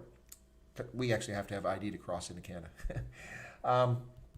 U.S. Democrats are not the party of Africa. Madeleine Albright fought the UN begging him not to intervene in Rwanda. Clinton refused to intervene in Rwanda. Yes, Brett, you are correct. In fact, they actively worked against it, and famously Susan Rice, who was in the Clinton administration, in an executive meeting with the president, is quoted, and this is verified by a few sources, but it's quoted in books by a former military officer as asking the question when the decision was about whether to term what was happening in Rwanda a genocide or not.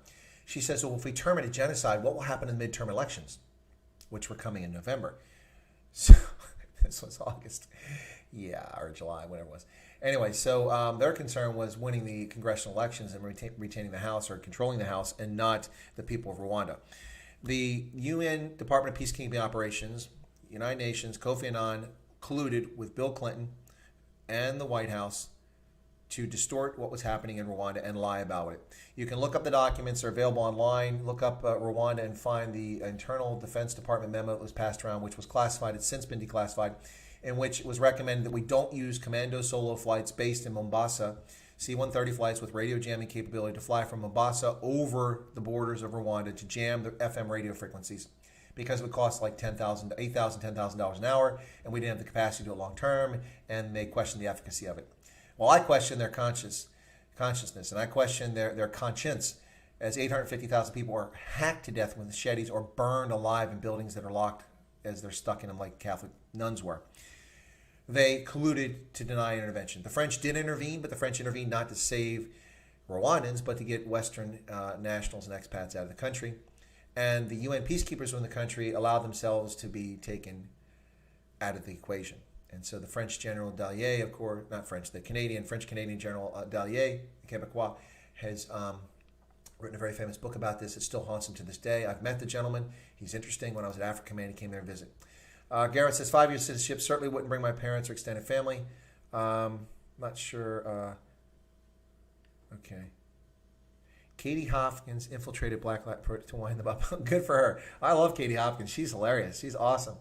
And she speaks truth. She does. If the U.S. visa lottery closes in November, if I recall, I better enter. I don't want to have... Yeah. We'll check it out, see if we can get in. Clinton also withdrew the U.S. from Somalia at the first signs of trouble. Most U.S. soldiers wanted to finish the mission in Somalia. Yeah, that's true, Brett. And the impact of that's why Rwanda didn't happen, why we didn't intervene, because of the political cowardice of the Clinton administration after turning tail and fleeing in Somalia. In what had been a very successful operation, actually. It accomplished what it was set out to do, capturing Aidid's lieutenants. And then we set the wrong example. Found Biltong Castle Beer in Fort Lauderdale. Well, you can have the Castle Beer, Tian. I'll pass. But the Biltong, I'm up for that. I applied recently. It was accepted. The only thing is I don't have the money to get to you. Are you serious, Lynn? Are you serious? What do you mean you don't have the money? You don't have the money for a flight, or do you have to have a certain amount of money when you arrive? Send me an email, Lynn. We'll see if we can't get a super chat campaign going for you. I'm not laughing about that. I'm just trying to lighten the moment there. Sky Greg T, just an idea. I thought Ronaldo was working a merchandise project for selected YouTubers. Set up your distribution through him. Yeah, I think he was going to do that, but that isn't really going to work well for me, Sky Greg T, because my stuff is going to be sourced here. I can get it much cheaper than you can in South Africa, because you have exported your textile industry to China. We have also exported our textile industry to China and to Bangladesh and to Pakistan and Vietnam. But we do have a textile industry that remains here in America, and I can buy U.S. manufactured goods. And my intent is to try to buy U.S. produced clothing items rather than buying stuff from China. It costs more. So, for instance, I can get hats from China for $7. I can get the same hat for $16, $18 in the U.S. So it's just a question of what you want to do. Why are U.S. soldiers in Botswana? Well, Irene, U.S. soldiers work at the American Embassy in Botswana. We have attachés and security assistance people, as we do in virtually every country in the world. But what soldiers are you talking about? Are there soldiers there currently now? We do what's something called a mill-to-mill program, and that's where we do military exchanges. We send U.S. soldiers, airmen, Marines, whatever the case may be, to a country on what we call a TCT, a traveling contact team. And the TCT goes there, and they'll talk about shared practices so we build better relations and interoperability with friends, partners, and allies. By the same token, we do something called a FAM. Thank you, Yanni, for putting in Herman's channel. It's called a FAM, familiarization. And for that one, we can send foreign military to the U.S., but it's much more costly. And so we do it for a limited number of people, and it's only for larger events. So there may be U.S. soldiers right now in Botswana. There may be U.S. soldiers in South Africa right now, working on behalf of U.S. Africa Command with our friends, partners, and allies. So, yes, I don't know which soldiers you're talking about in Botswana, but there are no permanent U.S. soldiers in Botswana, save those who work in the embassy, but that's how it works. Anyway, so that's a good question. Wait, something I got lost here in the chat. Sorry, guys. Oh, yeah, I jumped ahead here. So Lithuania, my best friend's wife is Lithuanian. She now lives in Wales. Yeah, Lithuania is, I've never been to Lithuania. I have been to Estonia and Latvia, which is right next to it, Latvia. Latvia is beautiful. Estonia is amazing. Very tiny countries, though, tiny economies, and always under threat from Russia, so dangerous. But beautiful location there in the eastern part of the Baltic. Yeah, Irene, I'm not sure what soldiers you're talking about. So Brett asked, did you ever work with the Canadian military? Yes, I did. The Canadians used to have a brigade based in Lahr, Germany, and well, that's where they had an air base, but they also had a brigade nearby there in the Black Forest. And I worked with the Canadian forces back during the Cold War. I've also worked with Canadians in Botswana. I've worked with them in Uganda, and I've worked with them in other locations. Canadians are fantastic. The problem is their military is the size of my backyard. There's nobody left in it. After their Somalia parachute regiment incident, the lunatic politicians who hate life disbanded much of the capacity of the Canadian military, and it can no longer effectively punch its weight. It does still contribute to North American air defense through the NORAD setup that we have with the Canadians. It's a joint operation or multinational operation between U.S. and Canada. It's been there throughout the Cold War and continues to this day for early warning. But Canada can no longer punch above its weight when it comes to military. But they do have a very professional military, and they're easy to work with, my experience. Did you not tell us about your rugby? Oh, I did not. Thank you for asking, Sean. So today, you're the one South African doesn't like rugby. He doesn't watch it. Okay. So today I'm wearing Wales. This is a 2019 rugby jersey. Stand up. There you go. There you go. See the pattern there? Checks. Yeah, this is a Wales 2019 road visiting jersey from the Rugby World Cup. By the way, for those who are curious, if you're looking behind me, you will notice that my Springbok is back up there. My little Springbok. Somebody made a comment about hippo eyes yesterday, and so I thought they were talking about that, but they're actually talking about President Cyril Ramaphosa. So I took down the Springbok when I meant to take down Cyril Ramaphosa. Anyway, so now Ramaphosa's gone, and the Springbok's there. Also, there's a 2015 rugby ball back there that appeared last night on the shelf that wasn't there previously. So yeah, thank you for that question, Sean. And Yanni has kindly put in the links to Herman's channel. Chris Wyatt to pay for the flight and to get in. Ah, okay, Lynn. Well, send me an email. We'll chat. See if maybe get some folks to help you out. If you won the lottery, you don't want to lose it. If you have a chance to come to America, doesn't mean you have to ban to being South African. But anyway, you need 3 months upfront minimum wage to get in the U.S. on diversity visa plus your own transport. Though I understand U.S. citizens. Okay, thank you, Gareth. Yeah, that sounds accurate. Brett's, what I love about America is that our bitter enemies eventually become our close allies. Germany, Japan, and nowadays Vietnam. Absolutely true. And to be fair, Bill Clinton is the one that reopened the door to Vietnam. So you got to give him credit for that. I don't give Bill Clinton credit for many things, but he is the one that reopened the door to Vietnam, which is great because Vietnam is amongst our strongest allies in Asia these days, mostly because they hate China. But they're letting bygones be bygones. Do you think Germany wants an alliance with South Africa? No, I don't think Germany cares about South Africa in the least. Not at all. Lithuania is expensive for locals. Many youth left for greener pastures. Yeah, it's a tiny economy, too. There's not much going on there.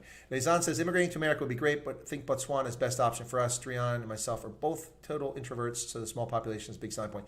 Yeah, and also the fact that Botswana is really South Africa. I mean, I'm not to offend Botswana, but its economy is largely an extension of South Africa's economy, and you get good governance without the racialization of society, and you get the same climate that you get in Northwest and in the High Veld. So, yeah, of course, if you go further into Kalahari, then you're getting the Karoo and the Northern Cape sort of stuff. But yeah, along the Eastern Strip, where most people in Botswana live, you're going to find the same climate that you find in Northwest Province or in the Gauteng. Beautiful place. So yeah, Botswana is a good idea for folks, and it's easy to do, and you don't have to abandon South Africa altogether. You're just right across the border. If you are in Gaborone, for instance, it takes 15 minutes to get to the border crossing from Gaborone at most. And you cross at Tolkwang, go through the Kopfontein side on South Africa, and then you drive down past Zeerust, and you go to Rustenburg, on to Pretoria, Joburg if you want. It's quite a good setup for those who are South Africans who want to live in Africa and in a place that they know and understand without being treated like pariahs, and can get along with their neighbors and friends because they don't give a crap about your skin color. They don't care. And also, if you want to go to Romans, they have Romans. If you want to buy your car from Barlow World, they have Barlow World. Anyway, so there's a lot of advantages to it. Why does Vietnam hate China? North was trained and funded by China to war. Well, because the Chinese invaded. For folks who forgot, 1979, China invaded Vietnam. That's right. Also, Chinese migrants and immigrants into Vietnam historically have always been an ethnic issue there as well.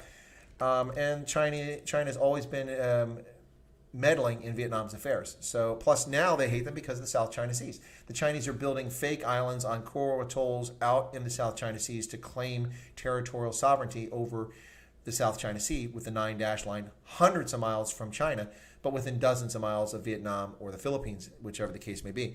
And so they're trying to control terrain that doesn't exist by creating terrain. So yeah, Bill Clinton, John McCain, John Kerry wormed together in Vietnam was bipartisan effort. Yeah, that's true, Brett. Absolutely true. But John McCain was simply a Democrat who couldn't admit that he was a Democrat. And I know John McCain, well, I knew John McCain personally, so I'm comfortable saying that. Certainly the last 30 years of his life, he acted more like a Democrat than a Republican. But I did vote for him. That was a wasted vote. Tian, Namibia has worse BE and retirement laws than South Africa. Yeah, and also Namibia is quite far by comparison. Botswana is just right there. If you look at a map, you're like, wait a second, they're the same place. Yeah, but who lives in the Northern Cape? 6 people? Right now, I don't mean to insult the Northern Cape, but most people that would be considering relocating are coming from KZN, Port Elizabeth, Gauteng, or the Western Cape. From there, it's a long way to Namibia. If you're in Gauteng or the Free State, Botswana's right there. KZN, it's just a day's drive, day plus. But now the Western Cape, you're still far away. But anyway, have I ever been to Russia? No, I haven't. I was going to go for the Winter Olympics, but I was based at the U.S. Mission to the African Union, and with a security clearance, it was still a problem for me to go. But there were direct flights. Ethiopian Airlines was flying direct flights to Sochi for those Olympics, and I really wanted to go, and I wish I could have gone, but I didn't do it. Load shedding is over. Yeah, for the minute. Keith Aldous says, in the UK, there have been various brain drain periods when the Labour Party is in government, mostly to the US. Has the brain drain from Africa developed? Has the brain skills drain from Africa developed lands been bad? Yeah, it's been atrocious. The long-running joke, not really a joke, is that there are more Malawian doctors in Manchester, England, than there are in Malawi. That's actually true. There are so few qualified physicians in Malawi because they're in the UK. Why are they in the UK? Well, because a lot of them went there to get trained. And quite frankly, if you got to live in Lilongwe, or you could live in, say, Coventry or Edinburgh, or Glasgow, or London, Exeter, where would you live? Electricity is reliable, relative good security, the roads work, the economy works, you don't have to worry about your currency being eviscerated by inflation. Yeah, that's why. So yeah, the brain drain. Now, it's not just that. Ladies and gentlemen, South Africa doesn't have enough nurses. You know why? Because they're all in the UK, Australia, and the United States. That's right. We actively poach qualified nurses from South Africa because they're capable and they get paid nothing and they have no responsibility compared to what they get in the United States. So yeah, the brain drain is atrocious for all of Africa, especially when it comes to qualified people. Let's see. Brett says China tries to legally take Vietnam's lawful islands and oil reserves. Yeah, the oil reserves are still something under development, but yes, good point. The language is an issue, but I could seriously live in Russia. You can have Russia, my friend. Quentin Nagel. My maiden surname is Nungel. Okay, that's interesting, Lynn. Let's see what else. Lawrence wrote a post about Russia. Tough place. Yep. Brett says, have you ever been to Japan? Yes, Brett, I have. The Rugby World Cup, dude. I guess you haven't been on the channel that much. I mean, I go on incessantly about the Rugby World Cup. Yes, I spent a month in Japan last fall. And here you go. Come on, where's that? There you go. Let's get that little character up there. So that was me at the Rugby World Cup in Japan. There you go. And that's a character me at the Toyota City Stadium. I went to 9 of the 12 venues in Japan. I saw 19 of the 20 teams that participated in the tournament. And I went to 17 games because one game was canceled because of the typhoon. I did get my money back, by the way. But I didn't get, I think it was New Zealand, Italy was the game. And I lost that game to the typhoon. And it was actually supposed to be at this stadium, if I'm not mistaken. I have to check my schedule. But anyway, yeah, so I was there. And Japan rocks. It's amazing. It's just too many damn people. But the infrastructure is fantastic. But people live literally right on top of each other. There's like almost no place to breathe, unless you go in the northern part of Japan. And that's quite far off. But yeah, Japan was amazing. I really loved it. It was my first trip to Asia itself. I've been to New Zealand, but that's not Asia. That's Australasia. And so been to New Zealand for the Rugby World Cup, and I spent 2 weeks there. But I spent a month in Japan. I wanted to go. It was fantastic. No regrets. Really, really enjoyed it. Japan is a well-run country, but it has its own challenges. Of course, every country does. So, yeah, I have been to Japan. There you go. Rugby World Cup 2019, 17 games. And I stayed in all kinds of places, tiny little apartments, and then huge hotels, big chains. It was awesome. I stayed in the Hilton. Yeah, I stayed in the Hilton, a couple of Hiltons, one of them at the airport when I left in Tokyo, and another down in the south. And where was that at? I'm trying to remember. But anyway, yeah, so it was fantastic. I really, really enjoyed my time in Japan. It was quite the experience there. So, ladies and gentlemen, we're at 1 hour and 21 minutes. Would you like me to keep going longer? I can go a little bit longer. We have not really talked about some of the news, and then I'll answer these other questions coming up. But yeah, also for those who've tuned in late, we've got quite a crowd in here. Thank you all so much for tuning in. By the way, as I said earlier, Toyota, you asked for it, you got it. The old commercial we used to have here in America to sell Toyotas. Folks asked for Super Chat, and Super Chat is enabled on my channel now. If you feel so inclined to donate to the channel, you're welcome to do it. Apparently, we take almost every currency.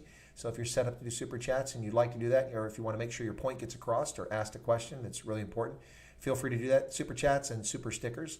We did have a stripper chat earlier, which was really cool. Thanks for that. So let me get back to the questions.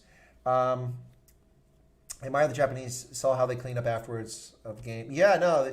So Vernon, were you there for the rugby as well? Because it was amazing. The Japanese, they had people there cleaning up the venue as the game went on. Because some people just drop their rubbish on places they shouldn't. But they were fantastic. Japan did an amazing job with the Rugby World Cup, and I actually reconsidered going to the Olympics this summer after that experience. But I held off buying tickets to wait to see what I could get. And then COVID-19, so it's been postponed. So I do have some 2020 Olympic mementos because they were selling in the shops at the airport, and I bought that. But yeah, we didn't have the Olympics, unfortunately. But I'll tell you what, ladies and gentlemen, it was September and early October, but until October rolled around, the humidity in Japan was oppressive. I had no idea that it was that bad. I was soaked all the time. Now, the good news for me is I got to stay in the U.S. because I was still active duty when I arrived. I stayed on U.S. Marine Base when I was there. I also stayed at the pseudo resort that the U.S. military runs. It's in Tokyo, which was nice, quite a nice hotel there, and I was able to take advantage of that. The good news is, as a serving active duty member, the status of force agreement allowed me to use the U.S. postal system that the military has. So I bought a whole bunch of things, like, for instance, here, hang on.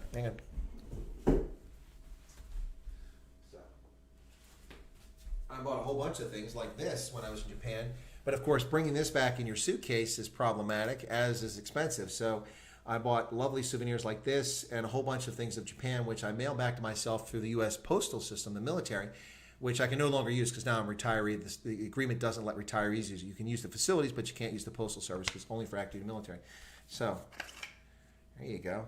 Isn't that quite lovely? Look at that. Quite beautiful, isn't it? Look at that art, that etching on there. Quite lovely. So I got this in Japan and during the World Cup. Quite nice. Anyway, yeah, so it was quite an experience, ladies and gentlemen. Japan is well worth your time to visit. If you do go to Japan at some point in your life, I highly recommend that you schedule your travel so that you can make sure that you catch things just right. What I mean by that is that if you want to see a lot of the country, then you're going to want to buy a Japan Rail Pass. I had 2 Japan Rail Passes. I bought one for a week, second class, which is okay, and I bought a first class for 3 weeks because the max you can buy is 3 weeks. So that covered me for a full month. You have to buy them from outside the country, and then you get issued a number for a voucher. You get to Japan, you go to the travel agent at the airport, and you get issued your pass after you show your passport. And it works right away. Now, the reason that I say you have to be careful is, like, say you get a pass and you show up and you're in Tokyo, which is where most people show up, and you spend 3 or 4 days in Tokyo. Well, you've just wasted 4 days on your travel pass. So maybe you want to get your travel pass and go pick it up on the 5th day or something like that, so that it's good for 2 weeks or a week or 3 weeks, depending on how you're doing. But mine worked out perfectly. My pass covered the entire time I was there. I never had to buy any tickets beyond the pass. It covered the entire period. It was fantastic. So it was an amazing experience. Truly, truly loved it. It covers most rail traffic. You can travel in Shinkansen. That's the high-speed rail trains. But with the rail pass, not the fastest trains. There's a few you cannot use. But rail travel is amazing in Japan, but it is incredibly expensive. Let me tell you, ladies and gentlemen, I paid, I want to say, probably about $1,500 for my 2 rail passes, or $1,200. But I traveled at least $6,000, $7,000 worth of rail travel during that time. Eventually, I'll make a map and make it available for folks who can see all the places I went. It was amazing. Amazing, amazing, amazing. Let's see. Brett hasn't been on YouTube lately. He's been busy. I haven't watched your channel as much as I would like. Well, okay, Brett, thanks. Well, yeah, you folks, you're welcome to watch as much as you like or as little as you like. I appreciate the patronage. And, wow, now that we've got the Super Chat going, I thank you all so much for that. That's awesome, too. Thank you for donating to the channel. It'd be kind of cool when I go look at my tab later on and see how much revenue the channel has generated or not generated. But thank you so much for that. But Brett, yeah, there's a few folks that have been reliable on. I haven't seen lately. I guess people get busy, so that's fine. Bite Your Ankles is off early. Need to go and send some messed up messages to the government. Be careful what you say. Bite Your Ankles. Bite Your Ankles says you're leaving, but I should keep going. Okay. I know we have 4 hours load shedding a day. Ugh, jeez. All right, Bite Your Ankles is gone. Sean says Japan is amazing. The oldest official registered company in the world is a hotel called Nishiyama Onsen Kaiunkan in Japan, opened in 705. Wow, I did not know that, Sean. That's incredible. That is incredible. I know that in Europe there's companies that date back to the 1200s that are still around, but wow, 705, that's impressive. I was for a few football World Cups, saw a few Japanese matches, unfortunately not in Japan. Folks, you get a chance to go to Japan, it's pretty amazing, but it is expensive, so be prepared for that. Going bison hunting. Yeah, no. I'm preparing for the civil unrest in America. That's what that's here for. It's a real katana sword, or just no, it's real. It's real, Sean. It's not decorative. It's real. It wasn't cheap. Let's just put it that way. It was not inexpensive. So that should tell you a little bit about it. Let's see. Would absolutely love to go to Japan, but the money to get there is, yeah. Well, I saved for this trip for a long time.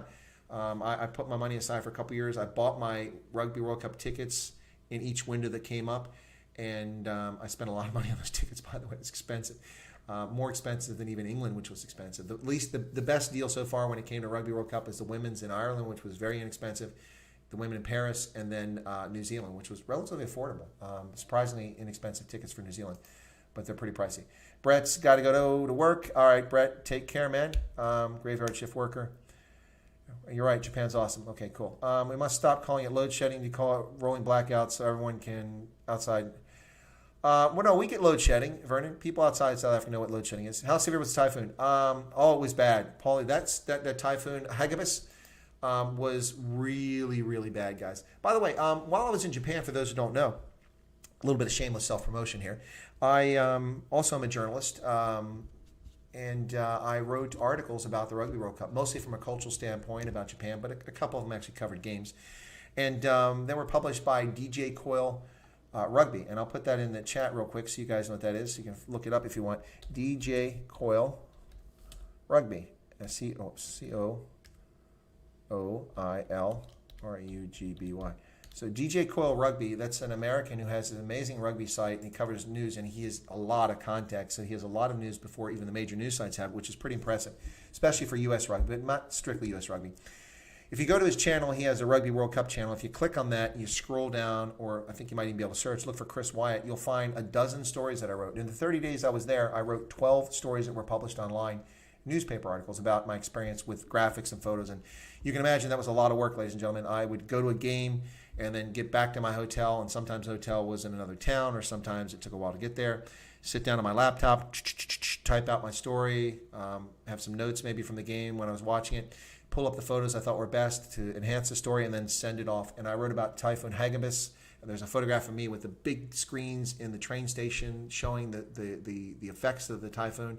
Took a picture of that for one of the stories. Hagibis was very deadly. A lot of people lost their lives. The loss, the financial loss, I don't know what it was probably a couple $2 billion, most likely. It was pretty severe. World Rugby was correct to cancel games. It was the right move, unfortunately. But and it cost me a game, but still my experience was fantastic. I still did set my personal best. I retied it. In England, I hit 17 games in 2015 for the Rugby World Cup. And I would have had 18 this time, but instead it was 17. So I got 17. But the important thing is I got to see a lot of Japan, the bottom two-thirds of the country, saw quite a bit, had an amazing experience, and it's well worth it. The next Rugby World Cup for men is in France in 2023, which is very disappointing. It should have been in Ireland or South Africa, who both had better bids. But the collusion and corruption within World Rugby, it wound up in France, and we'll leave it at that. So that's how severe the typhoon was, Paulie. Quentin says, do you know if the lottery allows for one parent to come with, take care of my mother-in-law, so she'll have to... I do not know the answer on that, Quentin. I think once you get it, you have to come here and then you can apply. I'm not certain on that. Let me see. Christine says, if you discuss, sorry, but did you try any interesting food you thought was particularly good? Well, I'm a very persnickety eater, Christine. So, of course, I hit McDonald's when I was there. But I also found some interesting fast food chains that were really good there. There's a burger joint that's in Kobe, and it's a chain. It's in a few places. I can't think of the name of it right now, but I'll try to remember it. But there's also a curry place that's in, and it's a different curry that you think of in South Africa or Indians think of that I think of, but it is curry.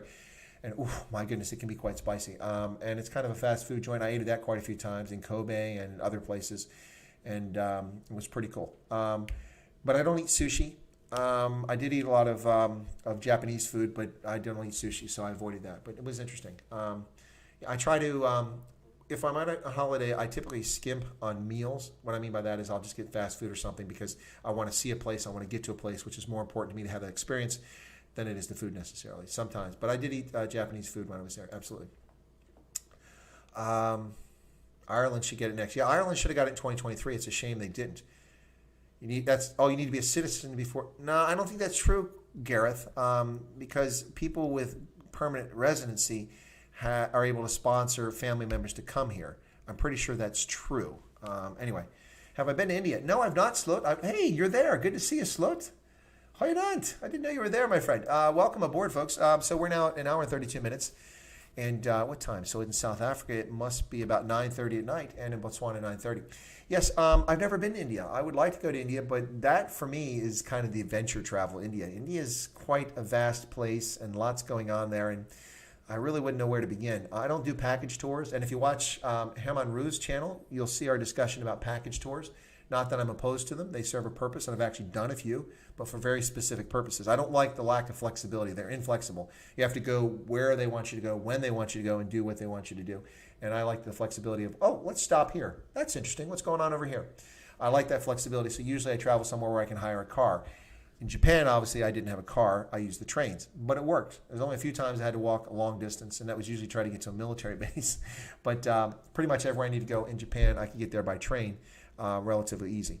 But for India, trains aren't going to work. I've seen what the trains look like in India, so I probably want to have a hire. But never been to India. Maybe one day. We'll see. It's not been high on my list because I can get great Indian food elsewhere. By the way, Indian's my favorite food. That's what I really care about. What's shocking? Bring dozens of second cousins. Yeah, no, Gareth, in fact, that's the case. The gentleman who was from Central Asia, was it Kyrgyzstan or whatever, who committed the terrorist act in New York a year or two ago, he had brought 25 family members over, and he wasn't a U.S. citizen. He did that because he won the lottery, came over, and then applied to bring family members. And the idiots in our government allowed that to happen. Of course, he was a terrorist supporter. And he's letting more of his relatives, not that they were terrorists, but why? So one of the disturbs me about our immigration when it comes to that is that immigrants who come to this country on the lottery system have more rights than I do as an American. When I worked in American embassies, I couldn't get you a visa to come to America. Didn't work like that, unless it was for official business. Then it was official business like military or Ministry of Justice. I could endorse their visa application. but it wasn't up to me to get it. I could just say that this is for official business, and then they look at it favorably. But if, say, I knew you in South Africa and I said, hey, this is a friend of mine, they want to visit the U.S. for tourism, they would ignore me completely. I have no rights whatsoever, let alone migrate to America. But if you're a diversity lottery winner, you come here, you can sponsor family members, cousins, aunts, uncles, to come to the country. As an American sitting in Pennsylvania, I can't go to the State Department and say, you know what, Sean Voshank is reliable, he's a good person, he's got great experience, he's brilliant, we should have him as an immigrant to America. I'd like to sponsor his visa application. Can't do it. Doesn't work like that. So these migrants have more rights than we do as Americans. Now, how screwed up is that system? I'm just saying. Anyway, DV program, Distinguished Visitor Program. Yep. Sit on the train roof in India. That's what you're talking about, Lynn. All right, Lynn, I'm not going to try to help you get a plane ticket anymore if you want me to sit on a train in that roof. What do you think of Australia? I'm thinking about immigrating there. Well, Ryan, that depends on where you're from. If you're from a Commonwealth country, hey, good idea. Oh, we lost a lot of people. I guess people going to bed. If you're from a Commonwealth country, going to Australia is fine. It works out great. It's a lot easier. It's almost impossible for me to get to Australia. They are not particularly friendly to immigrants that are not from Commonwealth countries, unless, of course, you're an illegal Chinese. Then you can get into Australia. I'm being facetious, but it's true. But from the United States, getting a permanent residency permit to live in Australia is a difficult feat to achieve. Same with New Zealand. New Zealand's even more difficult. But Australia is a brilliant place, a wonderful country with lots of opportunity, lots of chance to live well, to build wealth, to live in relative peace and stability. They have average rugby, so you have to get used to that. But it's in many respects, a lot of Australia is very similar to parts of South Africa with the same climate. They also have tropical too in the very northern part of Australia. So if you want the KZN feel, you can go up there to the northern part of Australia. If you want the dryness, you've got the whole center of the continent. If you want the Mediterranean sort of climate, you've got Sydney. That's kind of Mediterranean like you have in the Western Cape. So there's all sorts of things there. It's a massive place. Plus you've got Tasmania, which is also part of Australia, located right below the mainland. So yeah, Australia is a brilliant place. I've only been to the airport in Sydney. That's it. I've not been to Australia beyond that, but I do intend to get there. Let's see what else. You got to try Durban mutton curry. It's the best. I've had Durban curries, but not mutton. I don't eat lamb. I don't eat goat. So if you have family in the U.S. who are citizens, they cannot sponsor your visa. That's different, Tion. Okay, that's a different question. I was talking about me as an American citizen sponsoring people I know, not family. There is some weight to that if you're an American citizen sponsoring people. But I was talking about these people who are just green card holders. They're not even citizens they can sponsor through chain migration who've come here with the diversity lottery program. Only problem is Australia is in deep financial debt. Yeah, Australia will come out of it. They'll be all right, as long as they don't give all their minerals to China. Well, a lot of countries have deadly plants. Gareth says, schoolmate got into the U.S. on a religious visa back in 2005, taking 15 years to get his mother over, not sure which path through. I'm not familiar with that. That's interesting.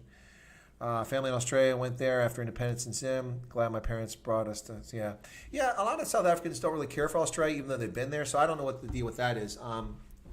Americans and Australians, like Americans and South Africans, have a lot in common in many respects, not just the Anglophone origins of governance and such, but there's other affinities, Australia's had a big cultural impact on America, what with Olivia Newton-John, INXS, television shows, actors, Paul Hogan, the list goes on and on and on. And vice versa. Of course, American culture is big in Australia. So, there's been a long affinity, but it seems to me like some of that seems to sort of not disappeared, but it's not been much of a big deal late. And I think that's because Australia is struggling internally with the large number of Asian migrants that are coming into the country and struggling with who they are and what the country is all about. Is it an Anglo country? Is it a multiracial country? And I think that's part of it. And also some financial challenges because Australia's economy is overly dependent on the mineral sector and extractive industries. That's just a reality. So when commodity prices are great, that's good for Australia. When they're not, their economy is affected, kind of like Africa. Wesley's off to bed, early day tomorrow. Have a good one, Wesley. Crocodile Dundee, that's right, Sloat. Ryan says, thanks for the insight. It's no, so where to now?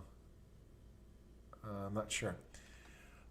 So anyway, let's see. Oh, by the way, did you guys see this in the news? This was rather disturbing. Let me find this. This is a young woman who was found hanging from a tree. Did you hear about this? It's quite disturbing. Let me find her. So her name is Pule. Pregnant South African woman found dead hanging in a tree. Apparently she was 8 months pregnant and she was found hanging in a tree. What is this all about? Where are the police? Where are SAPs on this investigation? I have not heard anything about this other than the article that appeared, and it wasn't even in South African newspaper. This is from today at noon. Maybe it's just breaking when it happened. But a pregnant South African woman was found hanging from a tree after she vanished last week from her home. Shefatso Pule was 8 months pregnant, discovered Monday with stab wounds in her chest near Florida Lake and Rhodoport, a suburb of Johannesburg, according to the Sowetan Live. The 28-year-old was last seen Thursday getting into a cab from her home in Soweto, saying she was going to visit her boyfriend. Her family said she called later that night, claiming she got into a fight with her boyfriend and planned to return home. She got into a fight with her boyfriend and demanded to leave, the relative, who was not identified, told the Sowetan Live. We tried calling her later that night, but we couldn't get through to her. Family members said there had been friction because her boyfriend was married to a woman who knew about the affair. We cannot speculate on what led to her death, but we know things were not well with her boyfriend. His wife also knew that Siseho, and she was always fighting with her. Gauteng police said a local resident stumbled across her body hanging from a tree and notified them. She was confirmed to be pregnant. Crime statistics released last year showed that 2,930 adult women were murdered in a 12-month period from 2017 to 2018 in South Africa, which amounts to one murder every 3 hours. Disgusting, ladies and gentlemen. Have you folks heard about this? This is disgusting. It's really, really sad. Really, really sad. It's just disturbing. Gareth says, when I talk to South Africans, the conversation always heads to immigration. Well, Gareth, you should see the emails that I get and the social media comments and questions I get from South Africans asking about how to get out of the country. It's really tragic and sad. I hate to hear about it. It is horrible. Heard about the radio. It's terrible. Stories crazier. Funerals today. EFL was present, lapping it up. What the hell is EFL? Okay, so are they blaming this on white people? Where's the Black Lives Matter? She's 8 months pregnant. Disgusting. Absolutely disgusting. It's a double homicide. And I'm sorry, ladies and gentlemen, is she not a very attractive young lady? I know it's a lot of makeup, but she looks to be a very attractive was a very attractive young lady. What a horrible tragedy. The callous disregard for human life in South Africa is quite disturbing. When people ask me about South Africa, it's the one thing I definitely do tell them. The sanctity of life is not valued nearly as highly as it should be amongst all South Africans as it should be, and it's really sad. Her funeral's today. No, I know you have murders similar to that all the time in Vernon. It is a very violent society. But it's quite sad. What's really tragic is that, of course, the media rarely covers this when it happens to a person of color. It does happen occasionally. Like we saw the UCT student who was murdered by the postal worker who trapped her by coming in late and then murdered her after he raped her. But you don't see it often enough. I mean, the numbers of people it happens to. When you see someone who's very attractive, of course, the press loves to run with a story like this, but lots of people who are not as attractive are murdered on a daily basis in South Africa. It's really, really sad. Every 3 hours. What a tragedy. So sad. Anyway, by the way, so let me cover this really quickly, too. Let me take Pule off there. What is your take of the death penalty, Chris? I'm in favor of the death penalty. But I do have concerns about people who are falsely convicted. There are false convictions. We've seen them here in America. So the appeals process, I have no objections to it. And if some person's on death row for 10 or 20 years while they make appeals, I usually don't lose any sleep over that because they're incarcerated.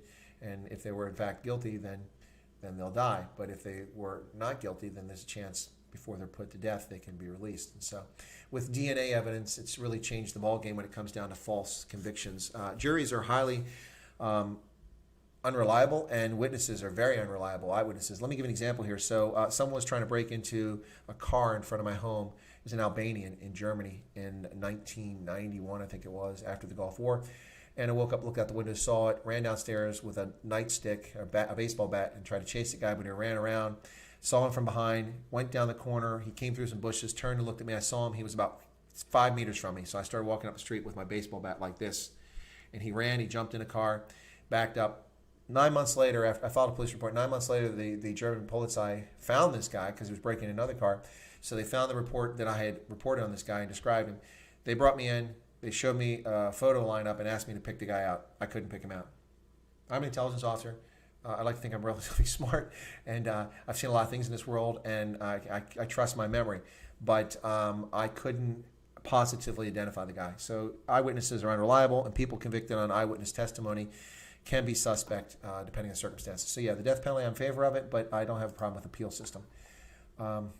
Sadly, most South Africans know someone's been brutally murdered. Yeah, that is true. That is really, really true. ANC with the death penalty, their power is scarce crapping. Well, Tiana, I agree with that. So that wasn't the question I was asked, though. But if I was asked the question, would I like to see the death penalty in South Africa, the answer would be absolutely no. No, because it will be used to murder political opponents. That's not killing violent criminals. That's killing political opponents. You know those dangerous people. You guys know who I'm talking about. You know, young mothers with toddlers sitting on the beach, surfers, fathers with their infant child strapped to the chest, walking on their own property. These violent criminals who threaten the sanctity of public order and the state in South Africa. Yeah, those are the ones for the death penalty. Anyway. Yeah, let me take Poulet down. It's really sad to hear what happened to her, and put this one up. So we'll get to that in just a second. Unreported stuff is what is mostly concerned. Absolutely, Kyle. That's why I'm trying to draw attention to it. Sad when it's super violent. It's reported. We should be outraged by the 60 people. Yeah, absolutely. Spoke to the manager of the diplomatic luggage shop in Santon, thinking he might not sell travel bags. He showed me his sales, crazy all, and I said, "White South Africans buying luggage to leave." Yeah, but that's been going on for a long time, folks. There's books on, but not just white South Africans. That's the scary thing. When you think about this, it's also black South Africans who have the means, and coloreds who have the means, and Indians, of course, who have the family ties and means. One of the farmers killed last week was chopped in pieces. Yeah, you're talking about the doctor in the Western Cape in front of his door. Yep. Disgusting. And, of course, President Ramaphosa tells the United Nations there are no murders of white farmers in South Africa. Anyway, yeah, I know. That was June 1st that happened. Really sad. On the beach with a cigarette gets you an appointment with old Sparky. Absolutely. So, ladies and gentlemen, what I put up on the screen there, the latest is the backlash against Democratic leaders begins. Longtime business leaves Minneapolis after being destroyed in riots. This is what happens when you allow anarchy to rule your streets, and when you allow people to falsely paint a narrative about race relations and equality in America, and more importantly, when you allow insurrectionists, anarchists, and terrorist groups like Antifa to run riot on the streets of your city. This business has been heavily impacted by the lack of police presence and the cowardly actions of the Minneapolis city governing authorities, the mayor, the city council, the chief of police. So Elizabeth Bender, but going by Lisa Bender, the 42-year-old president of Minneapolis City Council, and the Minneapolis City Council have agreed to disband the Minneapolis Police Force. So, ladies and gentlemen, Minneapolis must fall. I encourage all businesses to decamp and relocate from Minneapolis and take your jobs with you. Go to a place where people respect the rule of law and order and allow these people to collapse into chaos and disarray and learn their lesson. Now, there will be innocent victims of this, but there are innocent victims of it now. Here's one, not to mention the people were beaten savagely in Minneapolis by these thugs. If the government in Minneapolis and Minnesota refuse to provide for the domestic tranquility and protect the public order, then leave. Don't be there. Just like businesses in the thousands have abandoned California because of its insane taxation policies and its social narrative that the government's pushing, they've abandoned it. Minneapolis folks should leave. Leave. Go elsewhere. And for the folks who have criminally occupied and declared an autonomous state in Seattle and in Portland, have fun, ladies and gentlemen. Enjoy yourselves. About 48 hours from now, when there's no water left to flush those toilets, enjoy that feces that's piling up around you. Enjoy the filth and vermin, and enjoy life without electricity. I hope you do enjoy it in your autonomous state there, which has no power plants and has no farms and has no resources, and feel good about yourselves and your campaign of violence and misdirection, lying about the quality of this country and what really happens in this country. But feel free. When it's all over and you come out bedraggled and straggled in rags and emaciated, the authorities are welcome to show you lovely jewelry known as bracelets or handcuffs, so you can be taken into custody for your violent insurrection against the United States of America. Yeah, there you go. There's my thoughts on Seattle and Portland, ladies and gentlemen. Let's see. Lots of colors left for New Zealand. Yes, in fact, Hendo, if you go to Wellington, you'll find out there's a large number of colored South Africans that live in Wellington. I know because I spent a lot of time partying with them when I was there for the World Cup. My worry is the lockdown will cause a lot of hunger. Being a white dude, I'm worried. Yeah, no, it is causing a lot of hunger, and that's the really sad part. Is there anywhere to go? Australia and the Czech Republic. Iceland, if you can. Iceland's beautiful. I don't know if they're taking immigrants, though. It's also very expensive. Not really. The better devil you know than the devil you don't know. That's true. My aunt and uncle live in Minneapolis. I worry about their safety. So lucky it's not moving to suburbs. Yeah, Good point. That's the beauty of a federal system. You don't like the laws and how the government deals with things, you can choose the city based on your belief. Absolutely right. You can change a different state. So North Carolina, which has been traditionally a conservative state, is acting like a bunch of leftist lunatics now with its current governor. And so the Republican National Convention, which was scheduled to take place in North Carolina, will now be moved to another state because the state is being inflexible about the COVID-19 hysteria while people are protesting and dancing around the streets and stealing things and burning things and looting and not maintaining social distance or even wearing masks and likely spreading this COVID-19 virus if it's out there with no recriminations, no comments about their behavior whatsoever by public officials, but they won't allow the Republican National Convention to take place. So screw North Carolina. Take it elsewhere. Take it to Texas. Take it to Pennsylvania. Take it to a place that we would like to have it. We would support it actively. Absolutely. That's what's going on. Yep. Right. Okay, let's see. It is the beauty of the federal system. A lot of people would like a federal system in South Africa, and I think it would be much healthier. The Western Cape would be even better than it is, and when Gauteng falls from ANC hands, then it will be better under a federal system.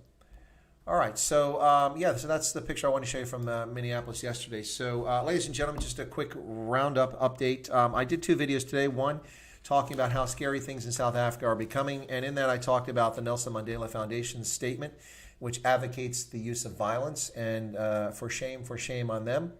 I also talked about political and economic oppression of minorities in South Africa in that video. And then I also talked about the subject that's come up in this chat in the last few minutes, and that's the palpable fear and the desire to seek asylum or to migrate or emigrate away from state oppression in South Africa. And finally, I castigated the authorities in South Africa for their race-baiting, intentional bifurcation of society, stoking ethnic and racial hatred and fear, and for their callous virtue signaling with this Black Lives Matter nonsense. They couldn't be bothered to mention the name of Collins Kosa until an American died in police custody and it was turned into something that it wasn't, and now suddenly they care about Black Lives Matter.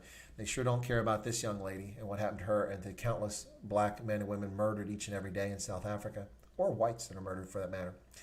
Yeah, anyway, so that was one of my videos. The other video is America's Future, South Africa's Past, written by the gentleman who runs GeoQuant. He's the CEO of that organization. And he also is an adjunct professor for Columbia University in New York.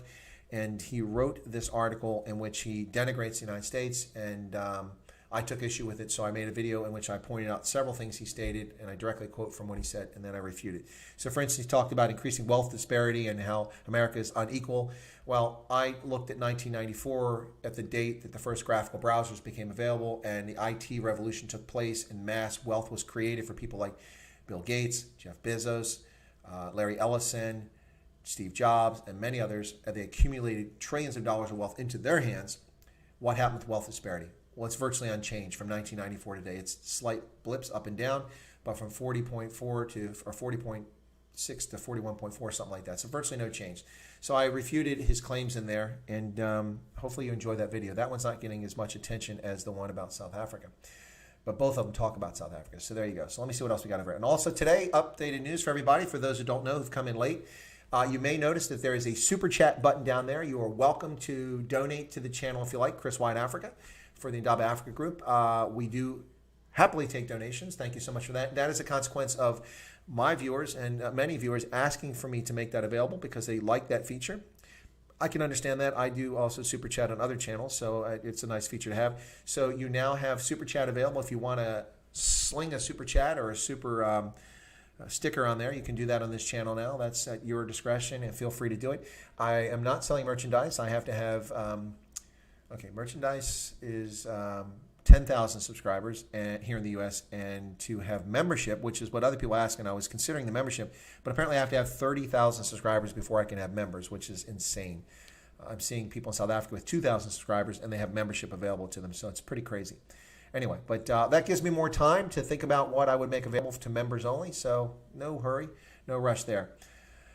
Robert says, I know USA has a base in Botswana. No, you don't, Robert, because it's not true. Where is the USA base in Botswana? Please share that with me. I lived in Botswana. I worked in the military there. I worked with the Botswana Defense Force. I know all of its past commanders in the last 2 decades, and I've worked extensively with them. Where is this U.S. base in Botswana, Robert? Please share that with me. George Soros owns ANC or Anarchy. Yeah, he owns Antifa and a bunch of other stuff. Antifa. What building is that? That's the business, Lucy, that was looted in, I don't know the name off the top of my head. I looked it up earlier. That's a business that, Lynn's battery's flat. Sorry about that. Paulie, defund the police in states is getting me warm under the collar here. I've never heard of anything like. They are idiots, Paulie. They're absolute idiots. Homesteaders, North Carolina, would love to know more. Love to move there. North Carolina is a beautiful state, but the humidity is brutal for me in the summertime. But it's very beautiful outside of the summer. Lovely. You have the mountains in the west and beautiful scenery in the east. And it's also a very advanced state. You have the Research Triangle, the three universities: North Carolina State, Duke, and University of North Carolina in a triangle geographically. Well, there's a triangle like that. And so this triangle, research triangle, where all these people work in advanced genetics and communications and scientific things across the board, is pretty amazing. Let's see. Exit plan. Habaroni. There's no U.S. base in Habaroni. No, there's a U.S. embassy in Habaroni, which is in the government enclave, but there's no base there. Where do you get that from? Who told you that? There's no base. No base in Habaroni. In fact, there's no BDF base in Habaroni. The BDF headquarters is Mohiditsani, which is located, it's a suburb of Habaroni, located to the, I want to say, south of Habaroni, southwest.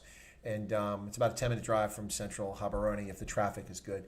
But Mohiditsani is where the Botswana Defense Force headquarters is. I've been there hundreds of times. I also opened up a local community center just south of there in, what's the name of that place? Just a little village just past there. But anyway, yeah, so no, we don't have a base there. That's not true. I don't know who's telling you that. I can tell you from experience, I know that. But anyway, so ladies and gentlemen, I just wanted to update everybody about what's going on there. That's my chat for today. I'll see if I come up tomorrow. The big news today was General Milley apologizing publicly for appearing with the president, his commander-in-chief, who has legal command authority over him. He apologized for appearing in uniform on what was termed a photo op by the press. Rather disappointing that was said. But anyway, that was the big news. This tragic murder of this young lady, Pula, in South Africa, hung from a tree, 8 months pregnant. Disgusting lack of respect for life, 2 lives in this case. And of course, the issue of Minneapolis. We talked about a number of other issues today. I hope you enjoyed that. Parrots in the trees, strange the first time you see it. Yeah, it is kind of weird, Gareth. Yeah. Thanks for the stream. Good info, lekker entertainment. We'll move to the US one day and buy you a beer. Okay, cool. All right, so everybody's checking out now. So I'm going to leave, as I have been leaving on the stream, with what will get me a copyright claim, which I'll dispute and it will be removed later. But I'm going to leave you now with Giselle. And this is Plekke in die Zon. Ladies and gentlemen, thank you so much for tuning in. It's a pleasure. Thank you so much for the super chats. Wow, super chats. That's actually pretty cool. I was reticent to do it, but people kept asking, and it was actually kind of fun. So thank you so much for supporting the channel with the super chats, and we'll see where we go from there. But ladies and gentlemen, have a pleasant evening. God bless. Safety to you and your family wherever you may be. If it's in Portland, if it's in Seattle, if it's in Bloemfontein, if it's in somewhere in the High Veld on a farm in Northwest. God bless you all. And in the Okavango Delta, be safe tonight and take care of yourselves, take care of your loved ones. We're going to close out here, as I said, with Giselle in just a moment. I got to find my camera there. I got to move it down so I get this time just right. Otherwise, it looks kind of hokey. All right, ladies and gentlemen, have a pleasant evening. God bless.